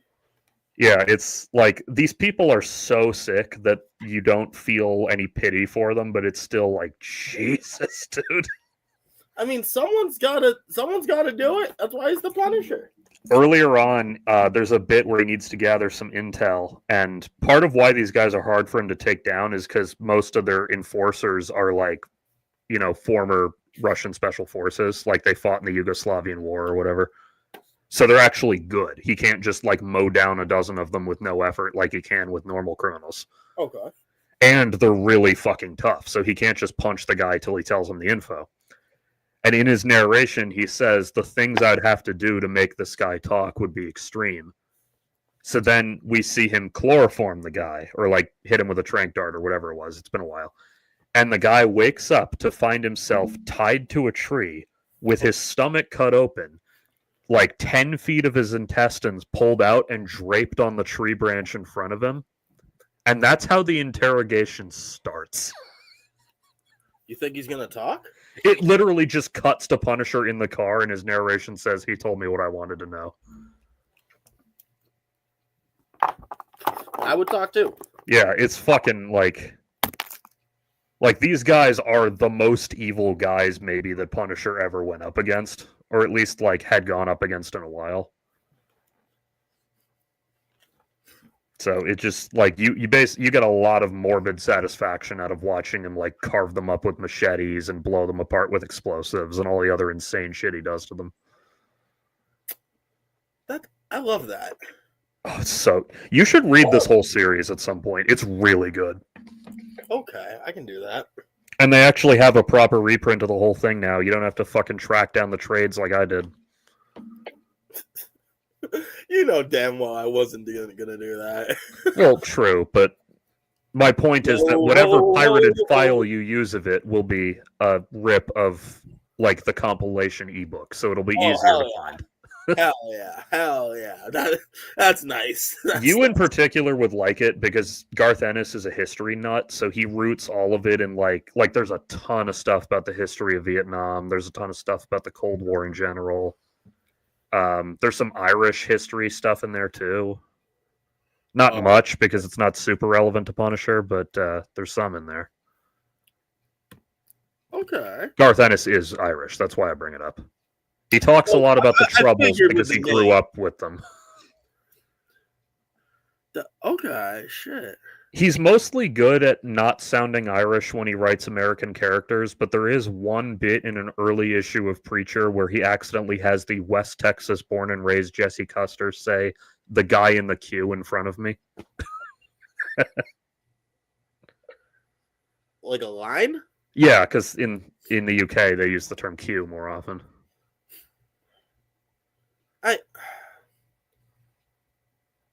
Fuck. It's whatever. It's just you just remember like, oh yeah, Garth Ennis hadn't lived in the U.S. very long when he wrote Preacher.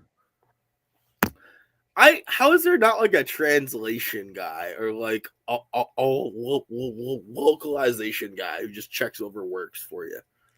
I'm guessing what happened was that they just read it in a hurry and thought that was the Irish character Cassidy saying that line. So he said, oh yeah, that makes sense. And then just moved on.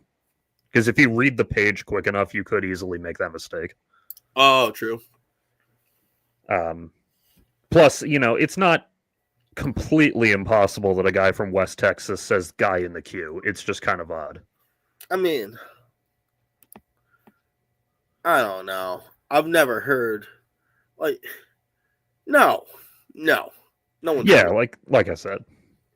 By the time he wrote the Punisher stuff, he'd been in the US longer, so Punisher does not sound Irish when he writes them. Okay, fair. But yeah, it really, I hate to say all that, because Garth Ennis's reputation, somewhat rightfully so, is like of being the obnoxious edgelord who likes to fuck around. But god damn it, most of what he writes is fucking amazing. I mean, why is he the edgelord again?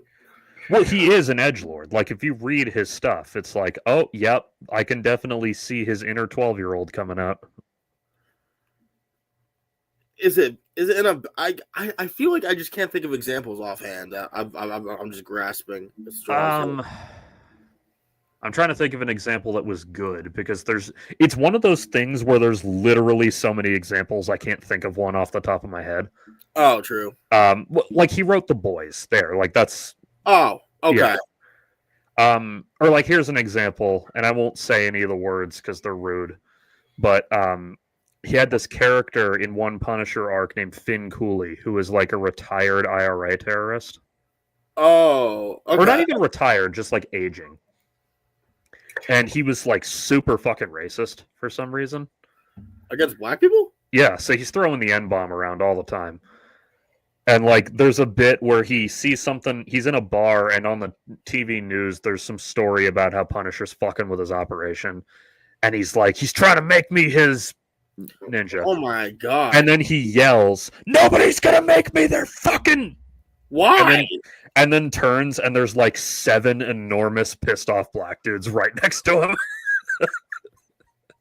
And he just looks over at them and goes, oh fuck, because he realizes what's gonna happen. Can I just throw out here, I always find a personal hatred when like people are like, no, I'm using this word to mean a class of human being, and that word describes this subhuman class. Shut up. It's dumb. It's dumb. To his credit, as edgelordy as Garth Ennis is, the only time he writes the N-bomb is when he's writing it in the mouth of a racist character. I mean, that's a little better. Like, he doesn't have any of his protagonists say it as a joke the way he does with some of the homophobic terms. Like, no, if he saves that one for the Klansman. I mean, yeah. Oh, here it is. Here's the thing I was looking for. What is it? This sounds funny, but it's legitimately just how he writes.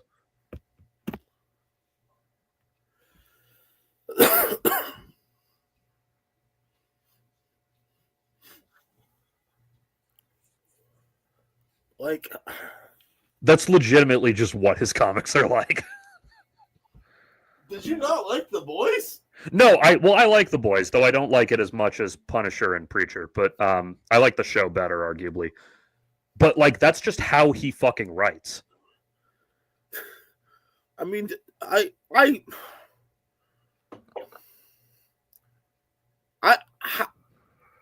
Robin could just cure the herpes, though. Well, I mean, he doesn't actually write the Teen Titans specifically because he pretty openly hates superheroes. Funny enough.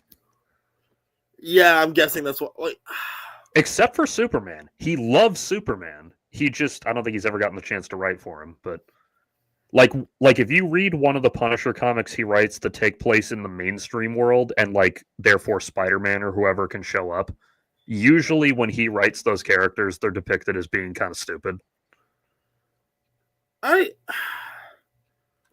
that feels like he just doesn't know how to write them. Yeah, that's fair. He Because, is like- best when he's writing either the Punisher or his own characters. Because like a superhero, I find some people have trouble with it because like yeah they're gonna win that's the point, but you're supposed to tell a fucking fable and like give some morals and like I think what it is with Ennis is my guess. Like I'm psychoanalyzing a little here, but Yeah. my guess would be that he, as a child, loved their potential and saw them done poorly so many times that he became jaded. I mean hell I've seen so many bad superheroes. It doesn't make me hate superheroes. Yeah, I mean, I think he's being a bit obnoxious with that, but like I'm trying to think of like a good example for something he did as like an edgy joke that then turned serious. I mean, there's plenty of those in the Boys comics, I guess. I enjoyed the stupidity that was Mother's Milk in the Boys comic. Yeah, that's like a good example because like that sounds like a stupid idea you come up with when you're high, but then he actually spent some time exploring the psychological impact on MM.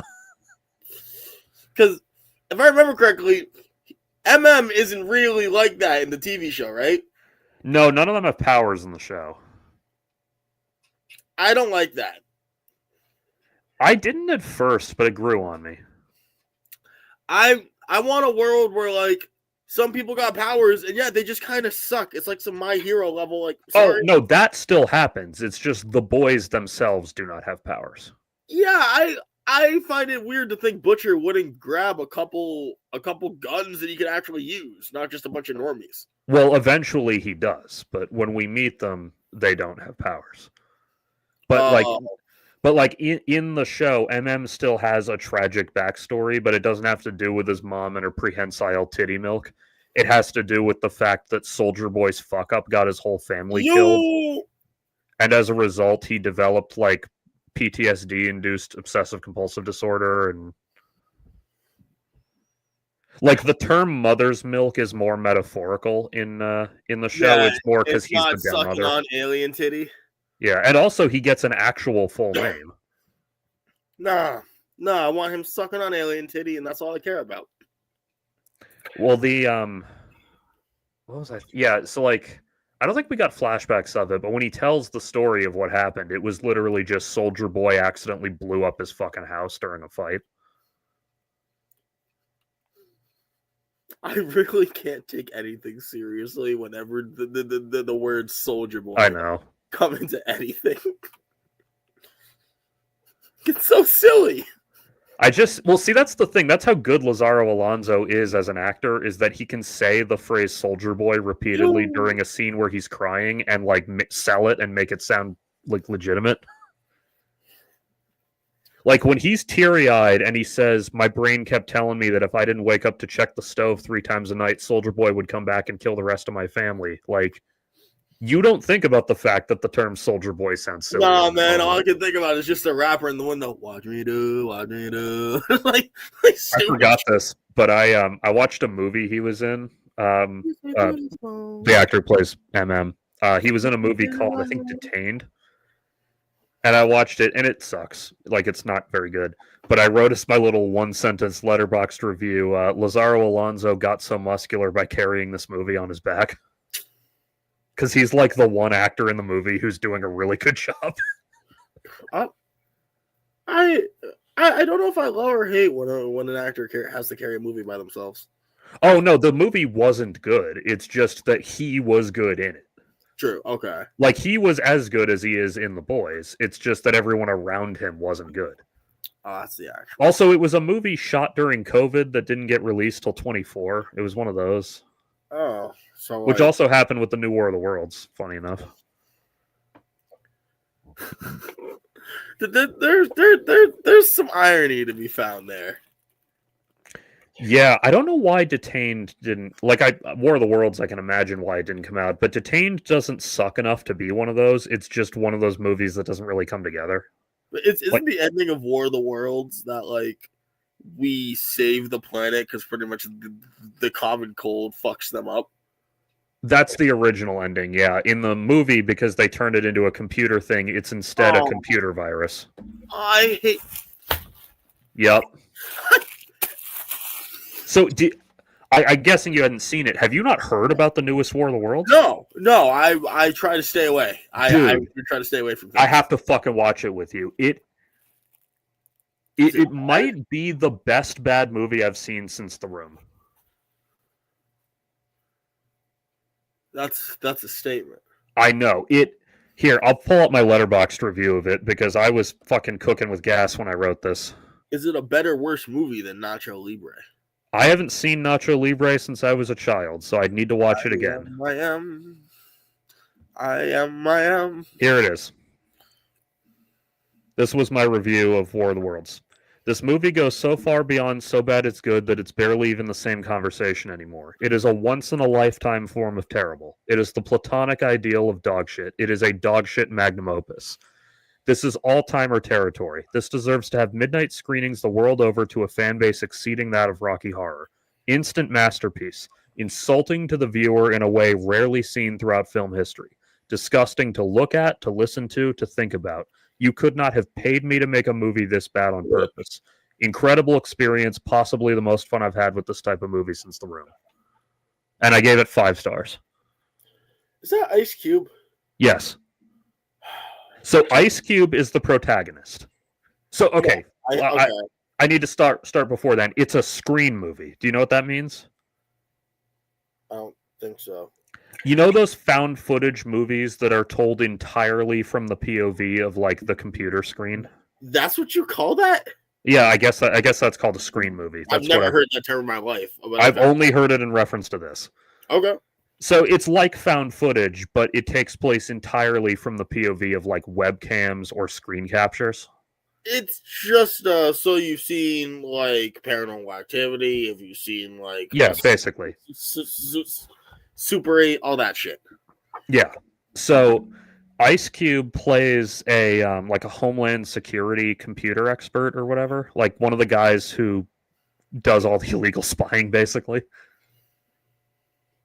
And so he's the protagonist, and he has to fend off from his computer terminal. Has to fend off an alien invasion, not like completely by himself, but he's a key piece of it. Jesus Christ. But it I wish I could play clips from it because it's fucking insane. He's old enough that his kids are adults, right? Sure.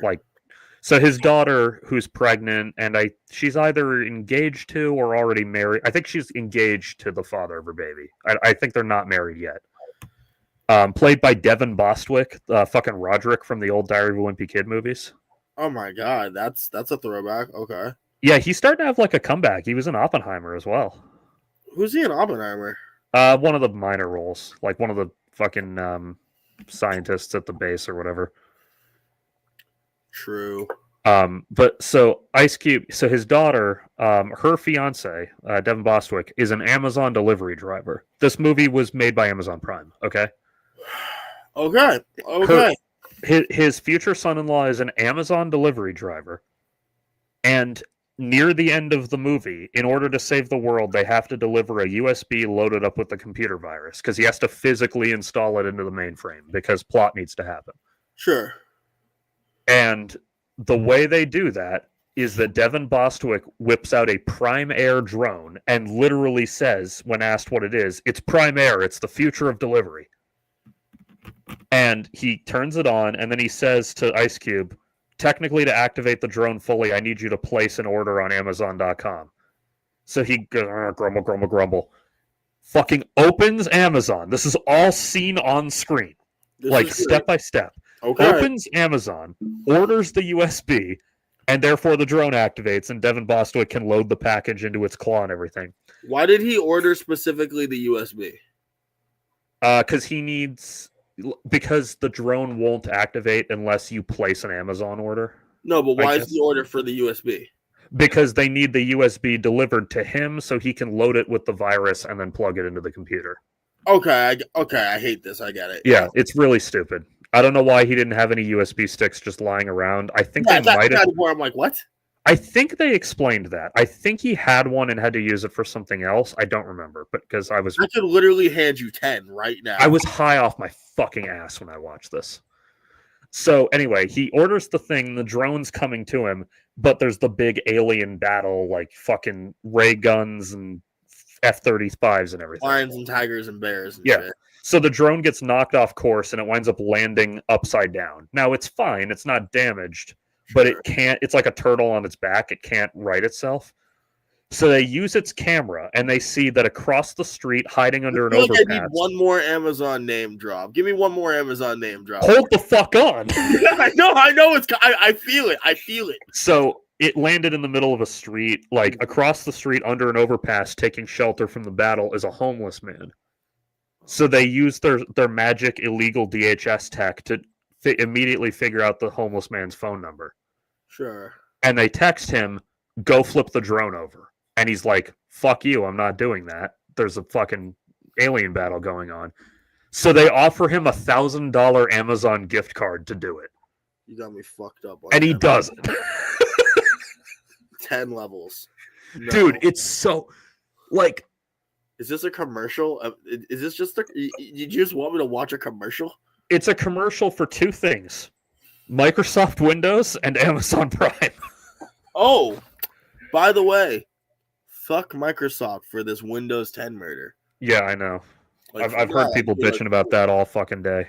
Oh, they should be bitching about it for years. The amount of e-waste that Bill Gates is This bitch wants to act like he cares about the planet. The amount of e-waste that he is solely responsible for with this decision. Yeah, it's insane. Also, Bill Gates is in the Epstein files, probably.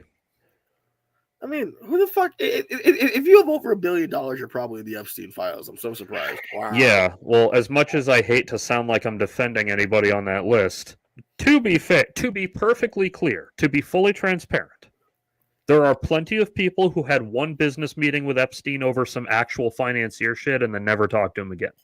Okay, and to be fully transparent, if in people's day-to-day logic, a business deal needs to require me hopping on a plane, going to a private island, then hopping on another plane off of it, even if it was solely for business, you acted like a Taylor Swift level globe-hating dickhead. Yes. And you happened to do it with a dude who runs a sex ring. So I'm sorry you got caught in the fucking crossfire, but you put yourself there. You are correct, especially in Bill Gates' case. But, like, people joke about how Matt Groening was on the Lolita Express, and, like, that is true, but it was a one-time 30-minute flight, and they just discussed, like, a business thing.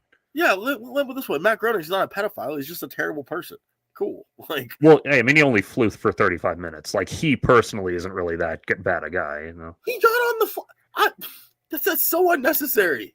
I agree. It's just, like, I get it that if you need to book a flight and then the guy says, hey, I'm literally already flying there, do you want to hitch a ride? Like, I get why you'd say yes, especially when it's not your plane.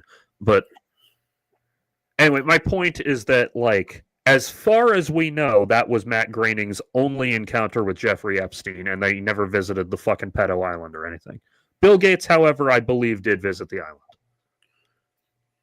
I know for a fact that one of his meetings with Epstein took place after his first conviction for kitty diddling. I mean, I do know for a fact that one of them was after that. The Matt Groening one was well before it, so that's why I can't really blame him. Don't get me wrong, these monsters are diddling kids and it's terrible, but they don't need to be diddling kids to be monsters. True. Now, okay, I gotta say something about this. So I'm gonna out myself, but since I'm already unk-pilled. So I am 28 years old. Unk-pilled is an interesting statement, but okay. So I'm 28 years old. I have spent 28 entire years of my life not molesting children. Whoa. I feel like you spent 11. Well, okay, I technically get what you're saying, other than jacking off. I had to come out and throw that there. I have spent 28 years of my life not touching any children other than myself. Well, wait, I mean, Fuck you, you know what I meant. This And let me words tell are you, important. not molesting children is possibly the easiest thing I have ever done. It is extremely easy to not molest children, and I don't understand why some of you fucking demons do it. It's really easy to not do it. And to be clear, if he isn't, if you're a child, you're allowed to like consensually touch other children. Yeah, I'm not getting into that. Well, to 28 years. I don't. I can do math. Granted, I don't remember every moment of my childhood, but I don't remember ever playing doctor with another child because I didn't even like touching other children on their hands because they're sticky little fucking demons. I don't think many people do that for real. I mean, like maybe not involving touching, but kids sometimes show each other what they got. I mean, they're kids, Sure, you know. sure. They don't get that it's not something you're traditionally supposed to do. Why not? You're a kid. No, I mean I don't care if they do it. It's just like, you know, You're a child. if they're young enough, they haven't been taught the whole "don't show strangers your wiener" thing.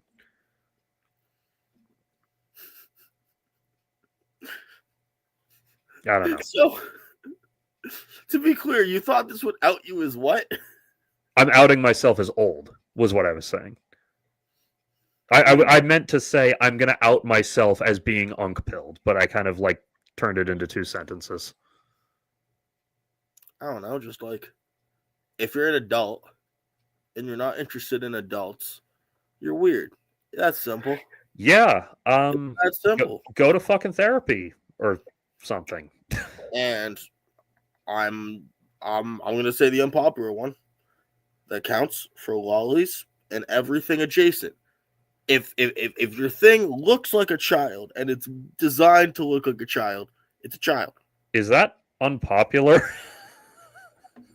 Unfortunately, yeah. Okay.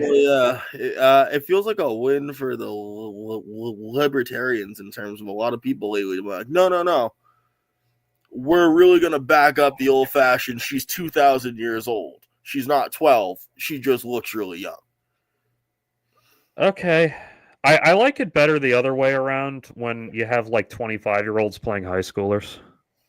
Like I've joked before. Remember, kids, it's okay to jerk off to the high schoolers in the 80s movie because they're all 25. Jesus Christ. Okay. See, you're bringing this up. And we were talking randomly off stream one day about one of the shows I've been watching lately. Yeah. Steve Harvey's sitcom. And yeah, I don't and you know, were telling man. me about they did like a whole storyline about one of the teenage girls having a big ass or whatever. Yeah, there's a new girl at school and she's got a giant butt, and that's the entire B plot. That's just the B plot. I'm choosing to believe that at the time they thought it was a childish potty humor joke and not a weird sexualization joke. I'm choosing to believe that. No, because it's a 90s black sitcom where like right, yeah. I forgot. Just because white people hadn't I pulled a Christopher Columbus. I thought that because white people hadn't discovered asses that they didn't exist yet. Oh God, I pulled a Christopher Columbus. This was written by the same person who wrote the Fresh Prince sitcom. So like you really can't make this sell for me that like booty's not on the mind. Yeah. I'm sorry, it just can't be done. Yeah, like, well, I mean, Steve even Harvey's today, on the Mac every episode, which in and of itself is really weird. Watching like what I feel like is like a pastor just constantly calling himself Big Daddy and like macking. Dude, he's hitting on his principal constantly, and like just it's stuff that in the context of a 90s sitcom isn't that big of a deal. But to me in 2025, I'm just like, well, that would be a problem. Sitcoms are still like that, dude. Like fucking like I remember I think it was the final season of like Big Bang Theory. Cuz I was fucking introduced to that show when I was 10 and I fucking don't start things I don't finish. So I kept watching it till it was over. And somewhere in like the final season I realized the show still can be funny as long as you watch it with the same mind frame as you watch like It's Always Sunny. Not even, dude. Because, like, It's Always Sunny. I'm like, these are terrible people. That's funny to me. Put on Big Bang Theory, and it's like, hey, imagine you're a high schooler in the year 1975, and tell me what a nerd is. Now, age Yeah. all of them up, and put them in like a Seinfeld-esque like sitcom. Now, because we want to make it funny, take the most sexually charged characters, or sexually charged female characters we can find. One being from a verbal component, and one being from a visual component, and let's put them juxtaposed. But just to make sure that no one thinks that we're being offensive, let's have one just straight female character who vibes with all the other nerds. I fucking hate that show. I don't know. That's fair. I hate it. I fucking hate it. Yeah, weirdly enough, the Young Sheldon spinoff was like, I mean, it's still a sitcom, but like, it was surprisingly good.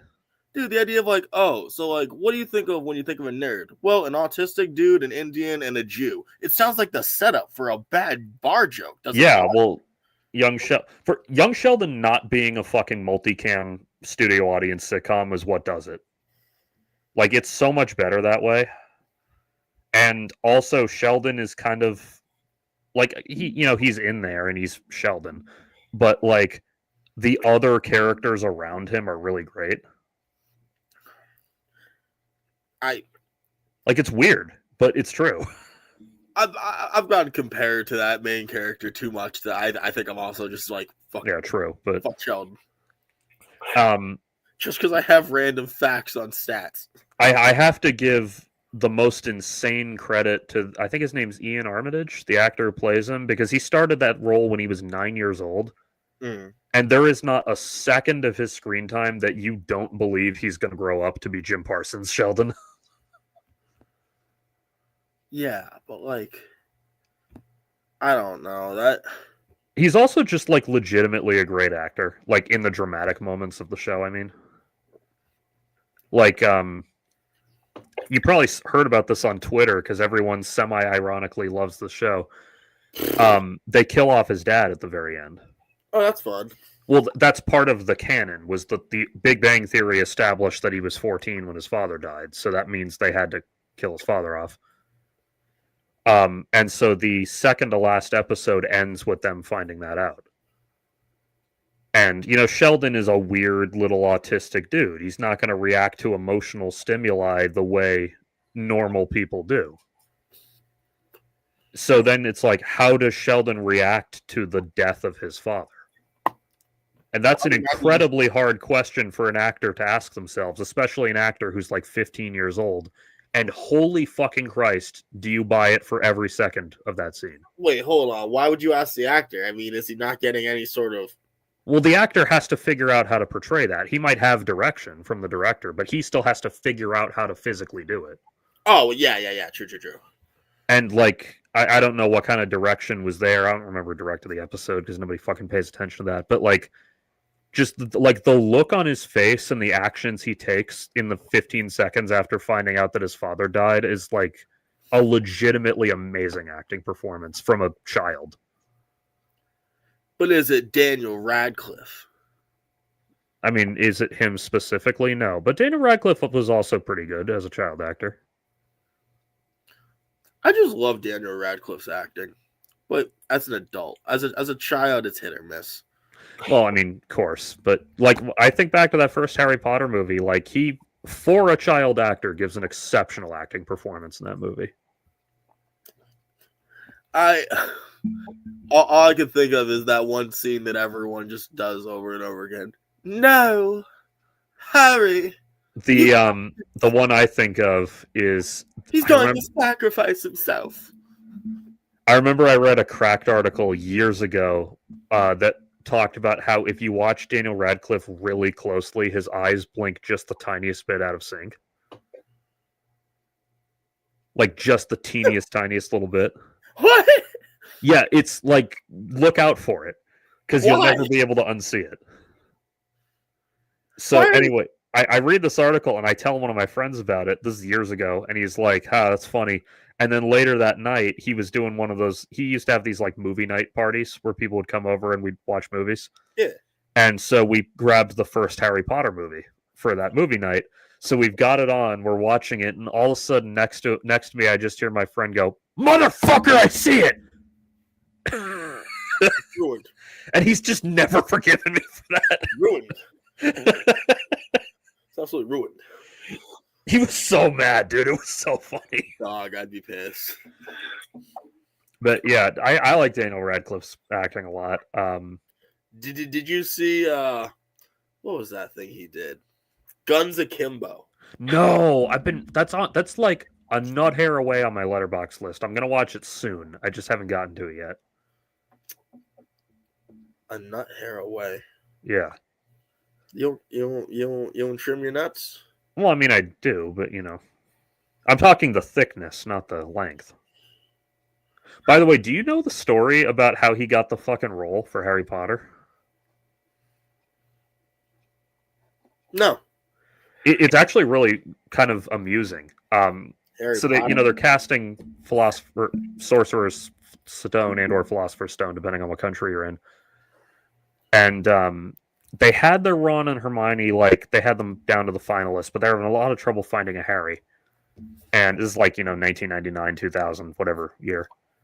And so the casting director, whatever his name is, on one of his off nights, he's going to see a play. And when he's at the play, he runs into, I think his name's Mark Radcliffe, Dana Radcliffe's dad, who's a talent agent. Okay. And they'd met like once or twice. Like they weren't friends, but they were friendly enough to go like, "Oh, hey, good to see you."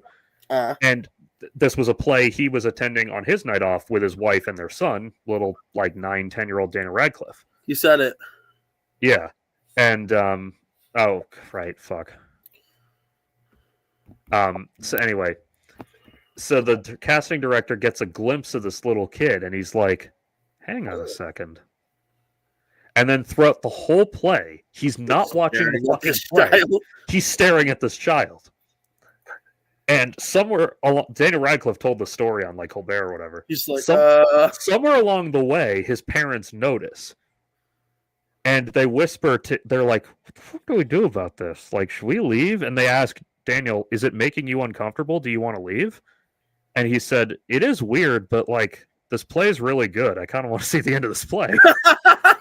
So they were like, "All right, we can stay for a little, but we got our eye on this guy." But luckily, once the intermission happened, trying to fuck our kid.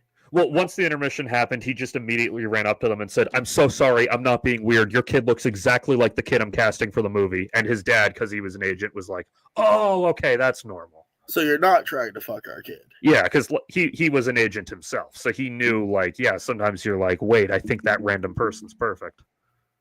Haven't you ever just stared at a kid and thought, "Oh yeah, that one's perfect"? No, usually the opposite happens where I'm in line at the grocery store and there's a child in the shopping cart in front of me fucking staring into my soul as I try to avoid eye contact. Nah, do you want to know what I do with children in the grocery store? I try to make faces at the kid without anyone else seeing, and it's the funniest thing ever. Just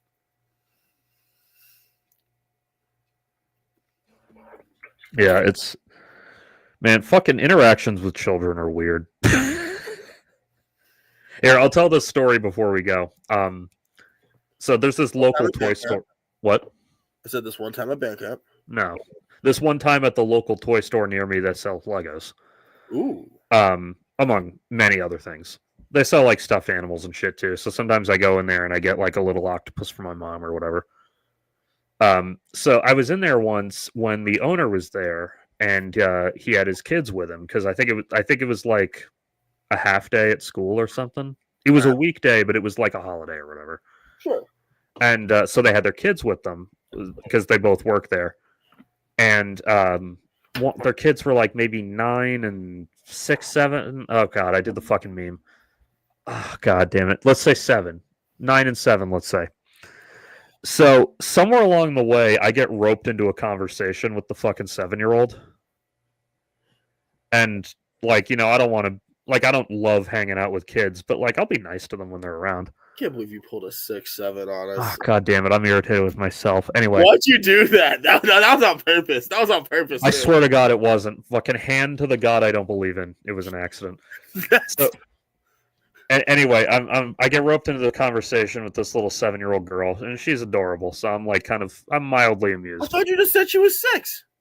I think 7. Let's say she was a little bit too articulate to be 6. So anyway, she's like, "Did you see my sister around?" Like her older sister, and I was like, "Oh, is that the little girl who ran off with the other girl?" And she's like, "Oh yeah, that's her friend, whatever her name."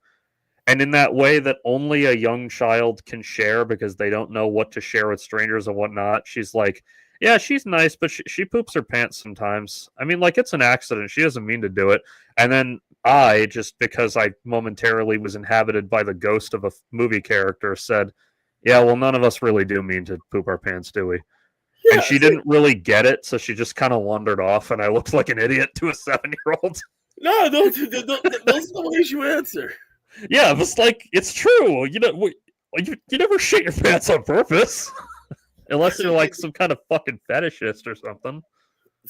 I hope you didn't explain that to the 6-7-year-old.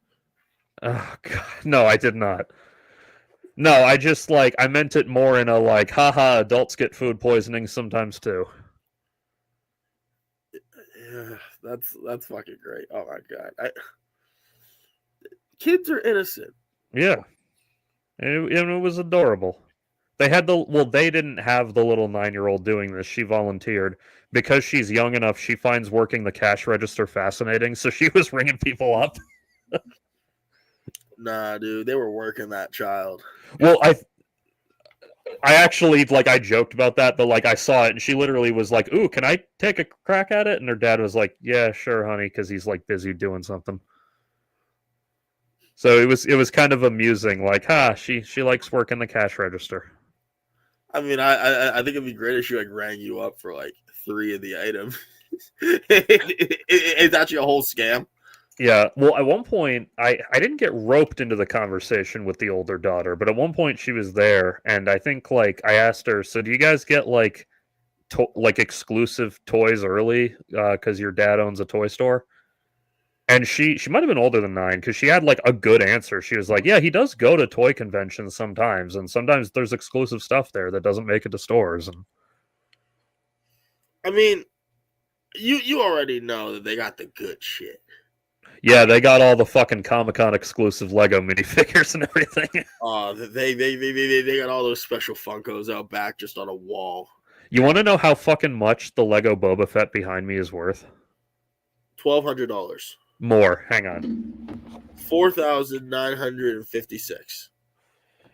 So this particular Boba Fett only came in this one Star Wars Lego set, the Cloud City from 2003, which is considered, according to one of my local stores, the holy grail of Star Wars Lego sets. Now, Wow. I own this Lego set because in 2003 I was 6 years old and it was inexpensive relatively, and my mom got me Christmas presents. Why is it a holy grail? It's a Lego set. Because it's rare now. Did they just not make much? Well, it was a really big set, so it, of course, like, you know, was more expensive, and they probably didn't make as many. But between that and it being 22 years old and being a really fucking cool set, I don't know if you can see it well, but it's got like 5-6 different rooms. That's pretty cool. Yeah, it was like my childhood favorite Lego set, which is why I haven't sold this figure, or that set for that matter. This figure by itself, because it has like the rare arm and leg printing and was only made in this one set, depending on its condition, I could sell this thing on eBay for anywhere between $1,700 and $2,500. And I could sell the complete Cloud City set for probably about $4,000, maybe more if I still had the original box, which I don't. Lego, give us money. Oh, yeah, no, like Lego's one of the few deals I'd take a sponsorship with because they do profit sharing with their employees. Oh, You know no. what? Well, dude, I'll take money from like anyone because, like, hear me out. Then it's profit sharing with me. Well, true, but like, yeah, did you know that Lego actually does that? They do, like, you know, Co-op? it's not a full co-op, but it's like some interim period of the year. I don't know if it's quarterly or monthly or what, but they actually do like a percentage of the profits get split to that store amongst the employees who made the profits for them. Like it's not fucking communism or anything, but it is like way better than most companies. It's not fucking communism, he says. Oh no, believe me, I was super worried that the company that made the quote holy grail of Lego sets where one piece can be sold for $5,000. Yeah, I really assumed that was a communist collective. 5,000 is for the whole set. That This is one piece Lego. is only 2,500. What? This one piece is only 2,500. The whole set was what would be. Oh, about God forbid, man. God forbid. They are true down to their animal farming roots. They are communist as hell. For context, according to my mother's Amazon account, like the order history, when she bought this for me in 2004, it was $80. It's hilarious that she had an Amazon account. She did, and you can tell that she rarely used it because if you go back that far, there's like 1 to 2 purchases a year. I was gonna say, wasn't it mostly just for books back then? Yeah, what probably happened was she was looking for a particular book she couldn't find at the local store. So somebody said, there's this new website called Amazon. And she was like, yeah, that'll do. And then didn't use it again for 3 years. Yeah, because I remember my mom was like, you want my credit card on the internet? Yeah, no, I was actually I was looking for a bookshelf that my mom had bought years ago because I wanted to see if they still made it. So I opened her Amazon account instead of mine and went through the order history. And then I was like, how far back does it go? And it turns out it goes all the way back to when she made the account in 2001. Where did it come from? Where did it go? Yeah. Anyway, I was amused, one, that it goes back that far, two, how little detail there was in an Amazon listing back then, and three, how cheap that set was. I mean, $80 for a Lego set does not sound cheap to me. I'm just, especially in 2004. Oh, no, I mean, granted, that was it on sale. It was probably more like 100 at its normal price. That also does not sound cheap to me. That's just Legos, dude. You got to get on board with that. I mean, Here, can I fucking... Legos don't sound cheap to me. They're not at all. I can't really bring it over, but it's a giant fucking set. Like, here, I'll bring up an image of it. Here. Man, I was a normal child. I got a GameCube. Like, well, see, that's the thing. I didn't have a video game console at the time I got this. Heinous. Where's your hand-eye coordination at? Well, keep in mind I got one like a year later. Less heinous. Yeah, no, I got my first console when I was like 8. I'm just saying that like I didn't have one before then, and it's not because I wasn't allowed to or anything. It was just because I like hadn't been interested in anything yet, I guess. I get that. In fact, it was the Lego Star Wars game that made me want to get a PS2. That is great. I love that for you. Yeah, that was the first video game I ever owned. My parents had a Super Nintendo for themselves. So when I was like a tiny wee lad, I was already playing the classics. Yeah, well, my parents were old, so... Okay, I can't make this picture very big, so it might not reflect the scale, but, like, that's how fucking big it is. I mean, like... How tall? Fucking It's really wide. It takes up a huge table space. Okay. Like this landing pad here is big enough that you can, and I got a lot of fun out of this as a kid. You can park that Big Mac truck right in that little garage. I can't hear you. I suddenly cannot hear you. Sorry, my mic got muted because I hit the cord wrong. Evil.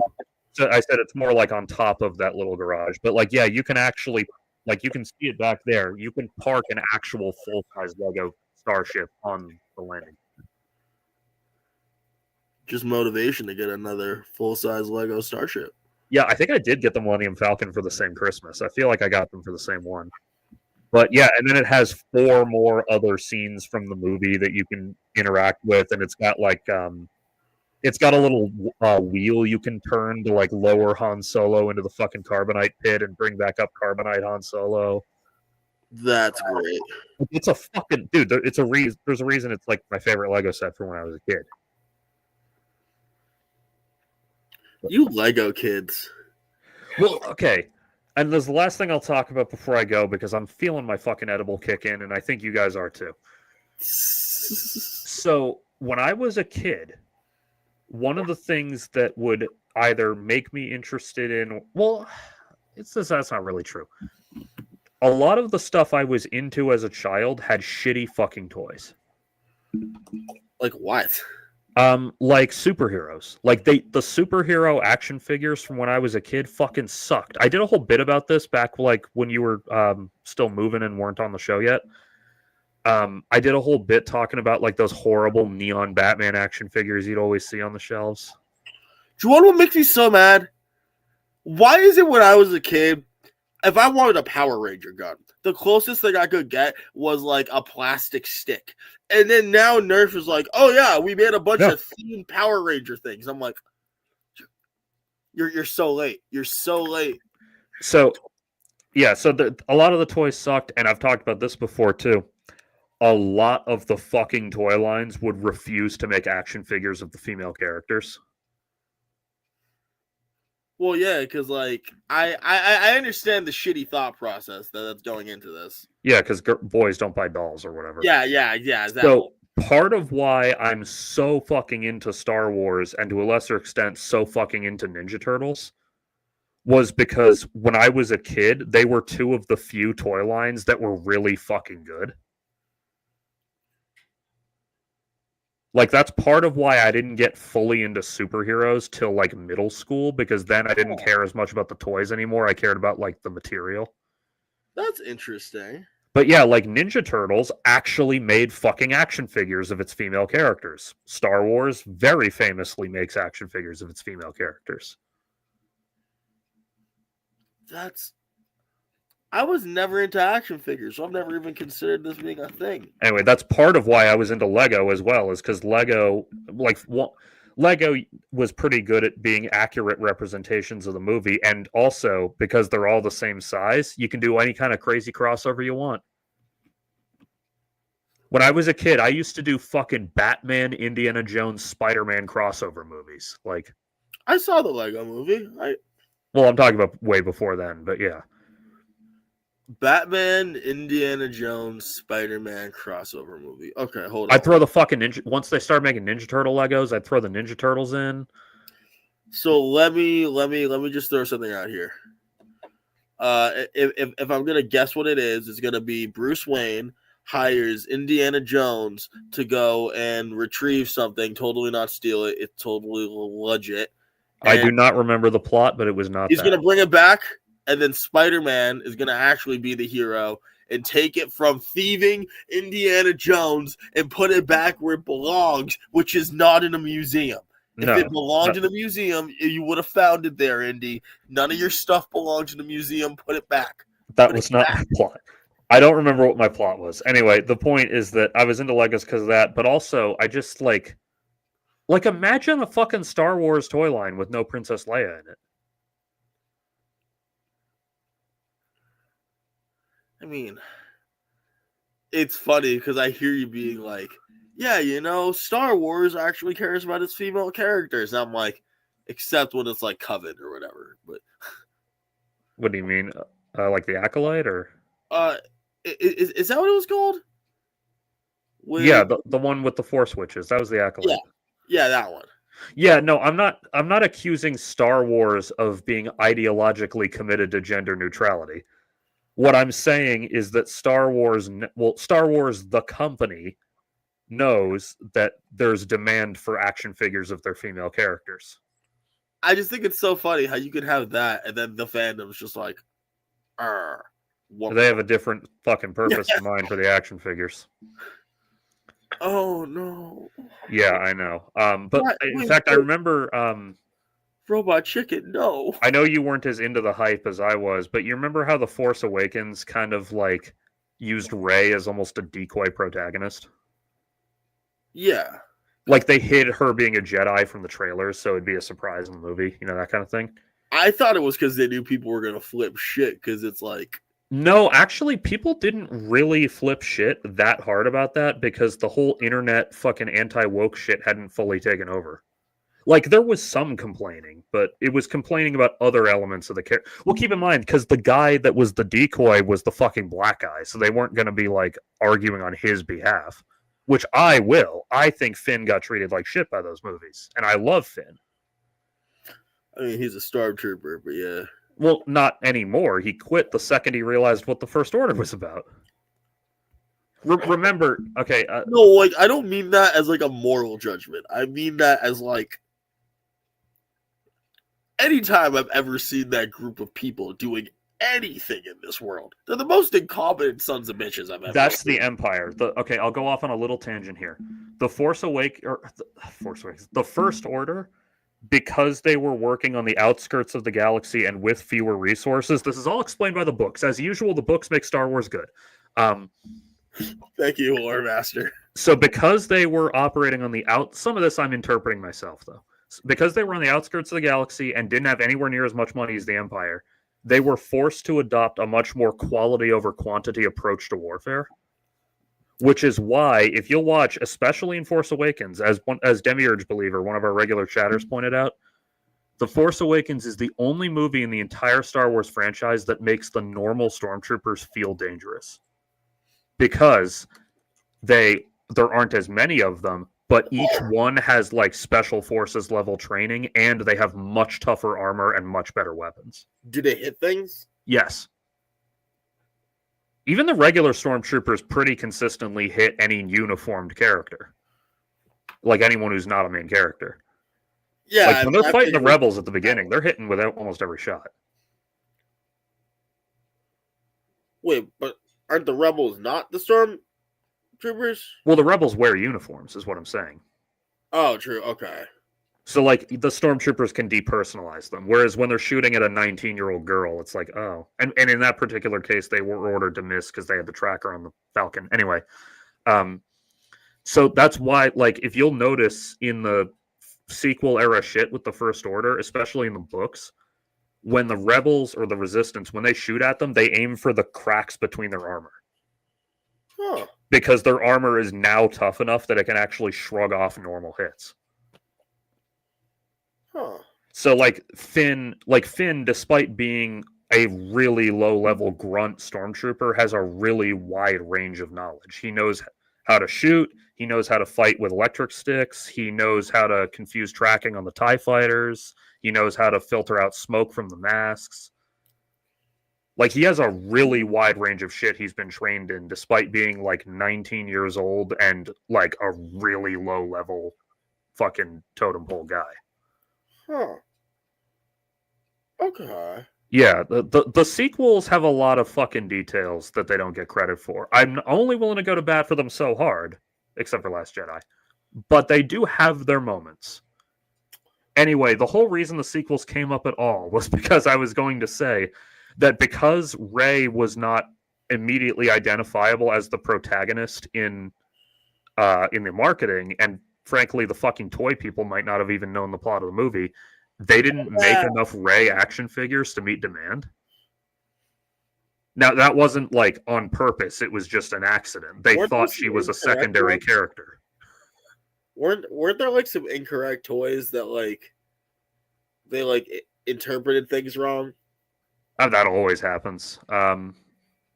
Off with Star Wars, because of their high budget, usually that doesn't make it to the finished toy.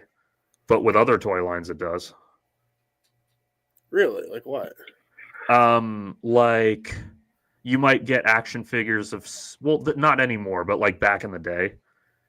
You might get an action figure of Superman from the new Superman movie, and the costume looks slightly different than it does in the finished film because the toy was based on concept art. Oh, okay, yeah. Or in the case of... Here's one from Star Wars. You remember in Return of the Jedi when they have the briefing about the Death Star and that one guy with the weird fake beard says that they've stolen an Imperial shuttle? I think so. So why does that guy have a weird fake beard? Because he was cast when he had a beard. And then there was a a month or two between casting and shooting. So he did some other role in some other project, and he shaved for that other project. And he showed back up with no beard, thinking it didn't matter because they didn't mention his beard. And they're like, "Oh shit, dude, we already started making the toys." And he's like, "Oh, well." And he's like, "Oh well, fuck, all right." And they're like, "Here, we'll put a fake beard on you so you look like the toy." Real fake beard. Yeah, like it's not the worst fucking beard ever, but like if you look at it in HD, you can be like, "Oh yeah, that doesn't really look that convincing." But whatever, he's on screen for 5 seconds. What are you gonna do? Yeah, I mean,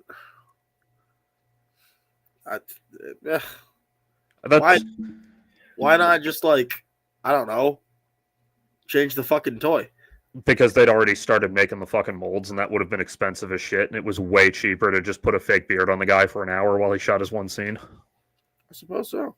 Like, I think he literally has 1 to 2 lines in the whole fucking movie. And they're Why all does in that that guy scene. get a toy?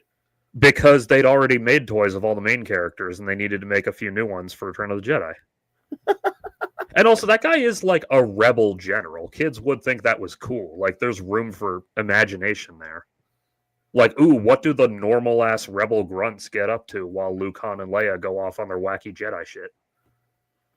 I mean, they've written a million books about that because it's a fucking cool concept. I get why they'd say, hey, there's a lot of potential in making toys of the minor characters.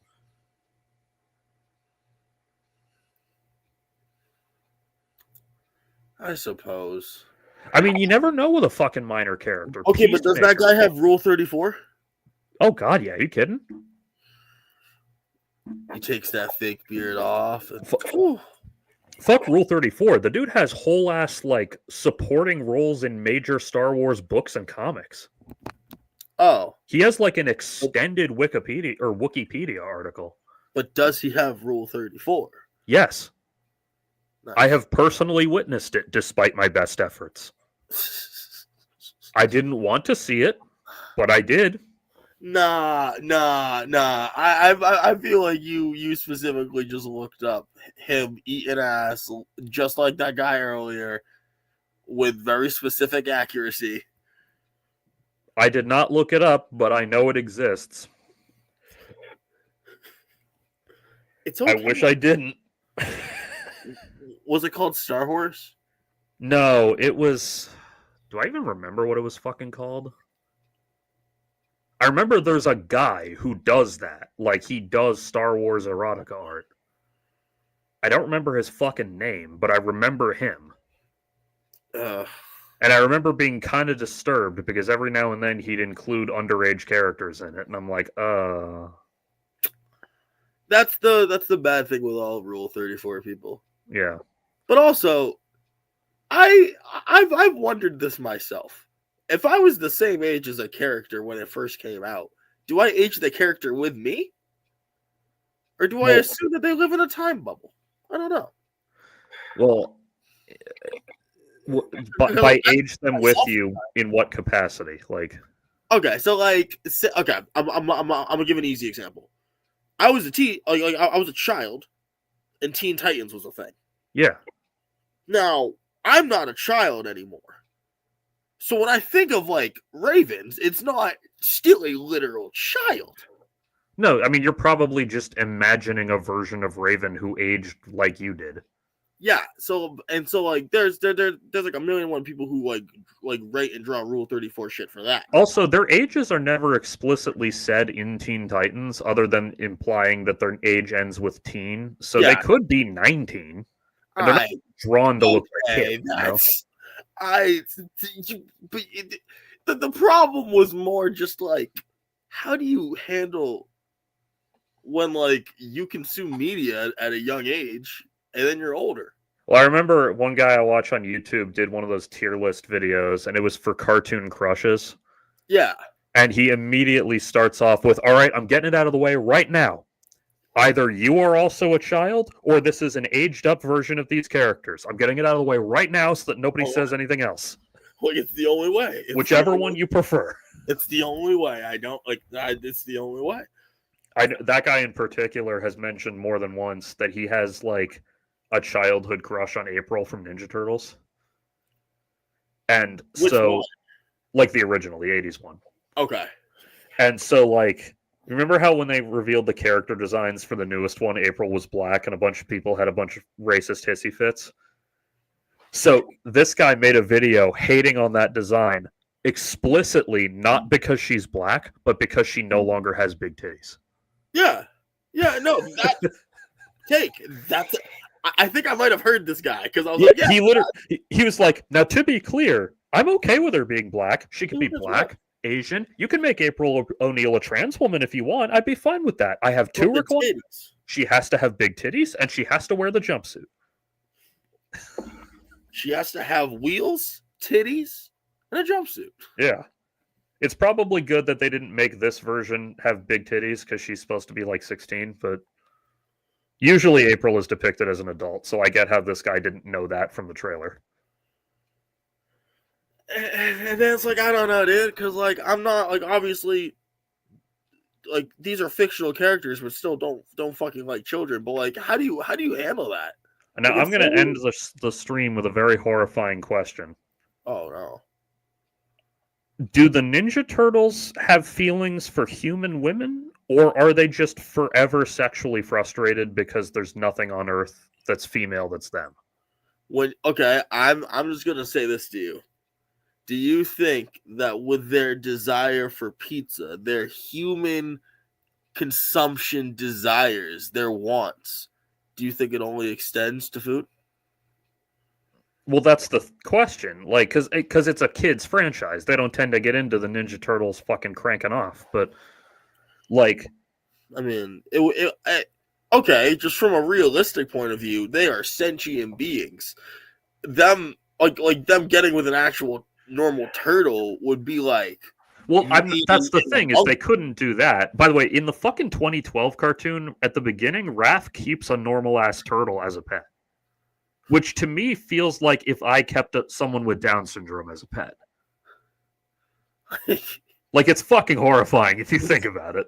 I mean, it's a little more complicated than that. It's like keeping a monkey as a pet. Oh, yeah, or that, for that matter. Anyway. Well, I mean, I saw Rise of the Planet of the Apes, Caesar. Yeah, and look how that ended for the human race. Well, to be fair, that was just because James Franco was involved. True. If James Franco wasn't there, the whole world would be like the end of the Matrix 3. But yeah, like fucking what? Like, so do the Ninja Turtles like human women? Do they like other mutants? Because there are other mutants out there. I think actually that's probably your best bet. Is you go the extended Marvel any mutant route.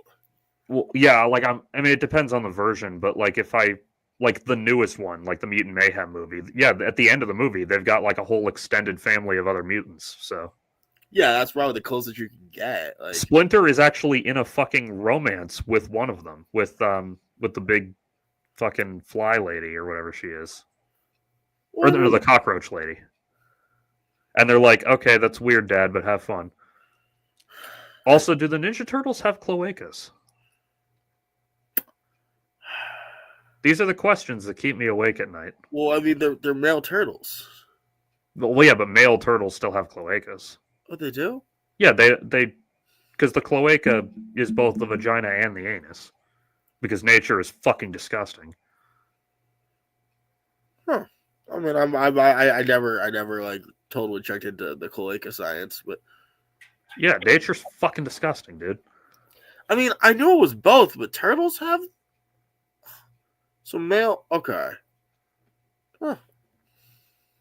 I don't know. The Ninja Turtle sexuality keeps me awake at night. I mean, why? Because I wonder about it. I want to know. Do they fucking have cloacas? Do they have like half their length body dicks?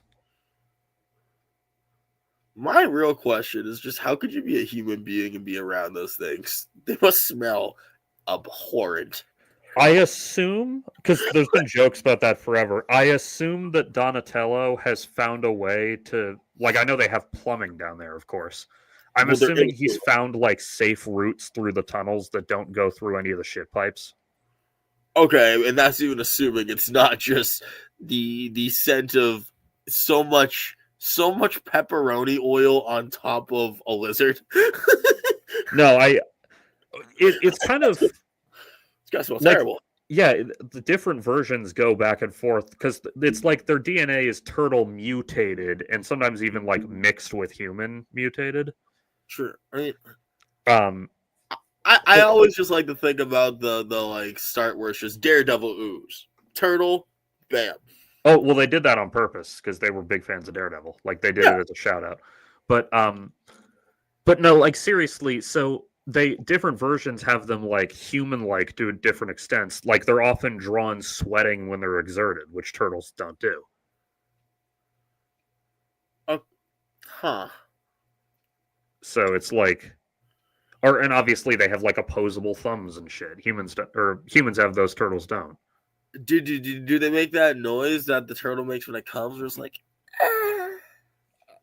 We've never found out because it's a kids franchise.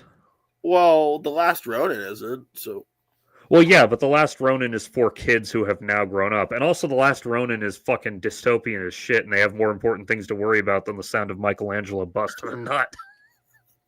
I don't know. In a dystopia, one of the most crucial things you could do is get some post-nut clarity. Maybe, Well, Casey did because he and April have a kid. yeah, but like he didn't make a noise where he went. Well, I mean, he might have. We don't know. We weren't there. Well, I didn't see the bubble, and that's what's important. Just little bubble, just high in the skyline. Good night, everybody. We'll be back on Thursday to discuss more about Ninja Turtle sexuality and Indiana Jones as imperialism. Indiana Jones, put that shit back where you found it, or so help me God. Good night, everyone. We'll like the stream and fucking click the bell and subscribe and all that shit. Do the things. Do the Yeah. fucking things. Do the things. Otherwise, you support Indiana Jones, and we don't want to be thieves here, No, unless you're robbing the Louvre. Because if you're robbing the Louvre, it's pretty sick, dude. I'm gonna go watch the movie Eraser because the library had it for me on DVD the other day, and I don't think I've ever seen it, and I like stupid Arnold Schwarzenegger movies. I gotta go finish my nails. All right, take care, and good job on your nails, Nick.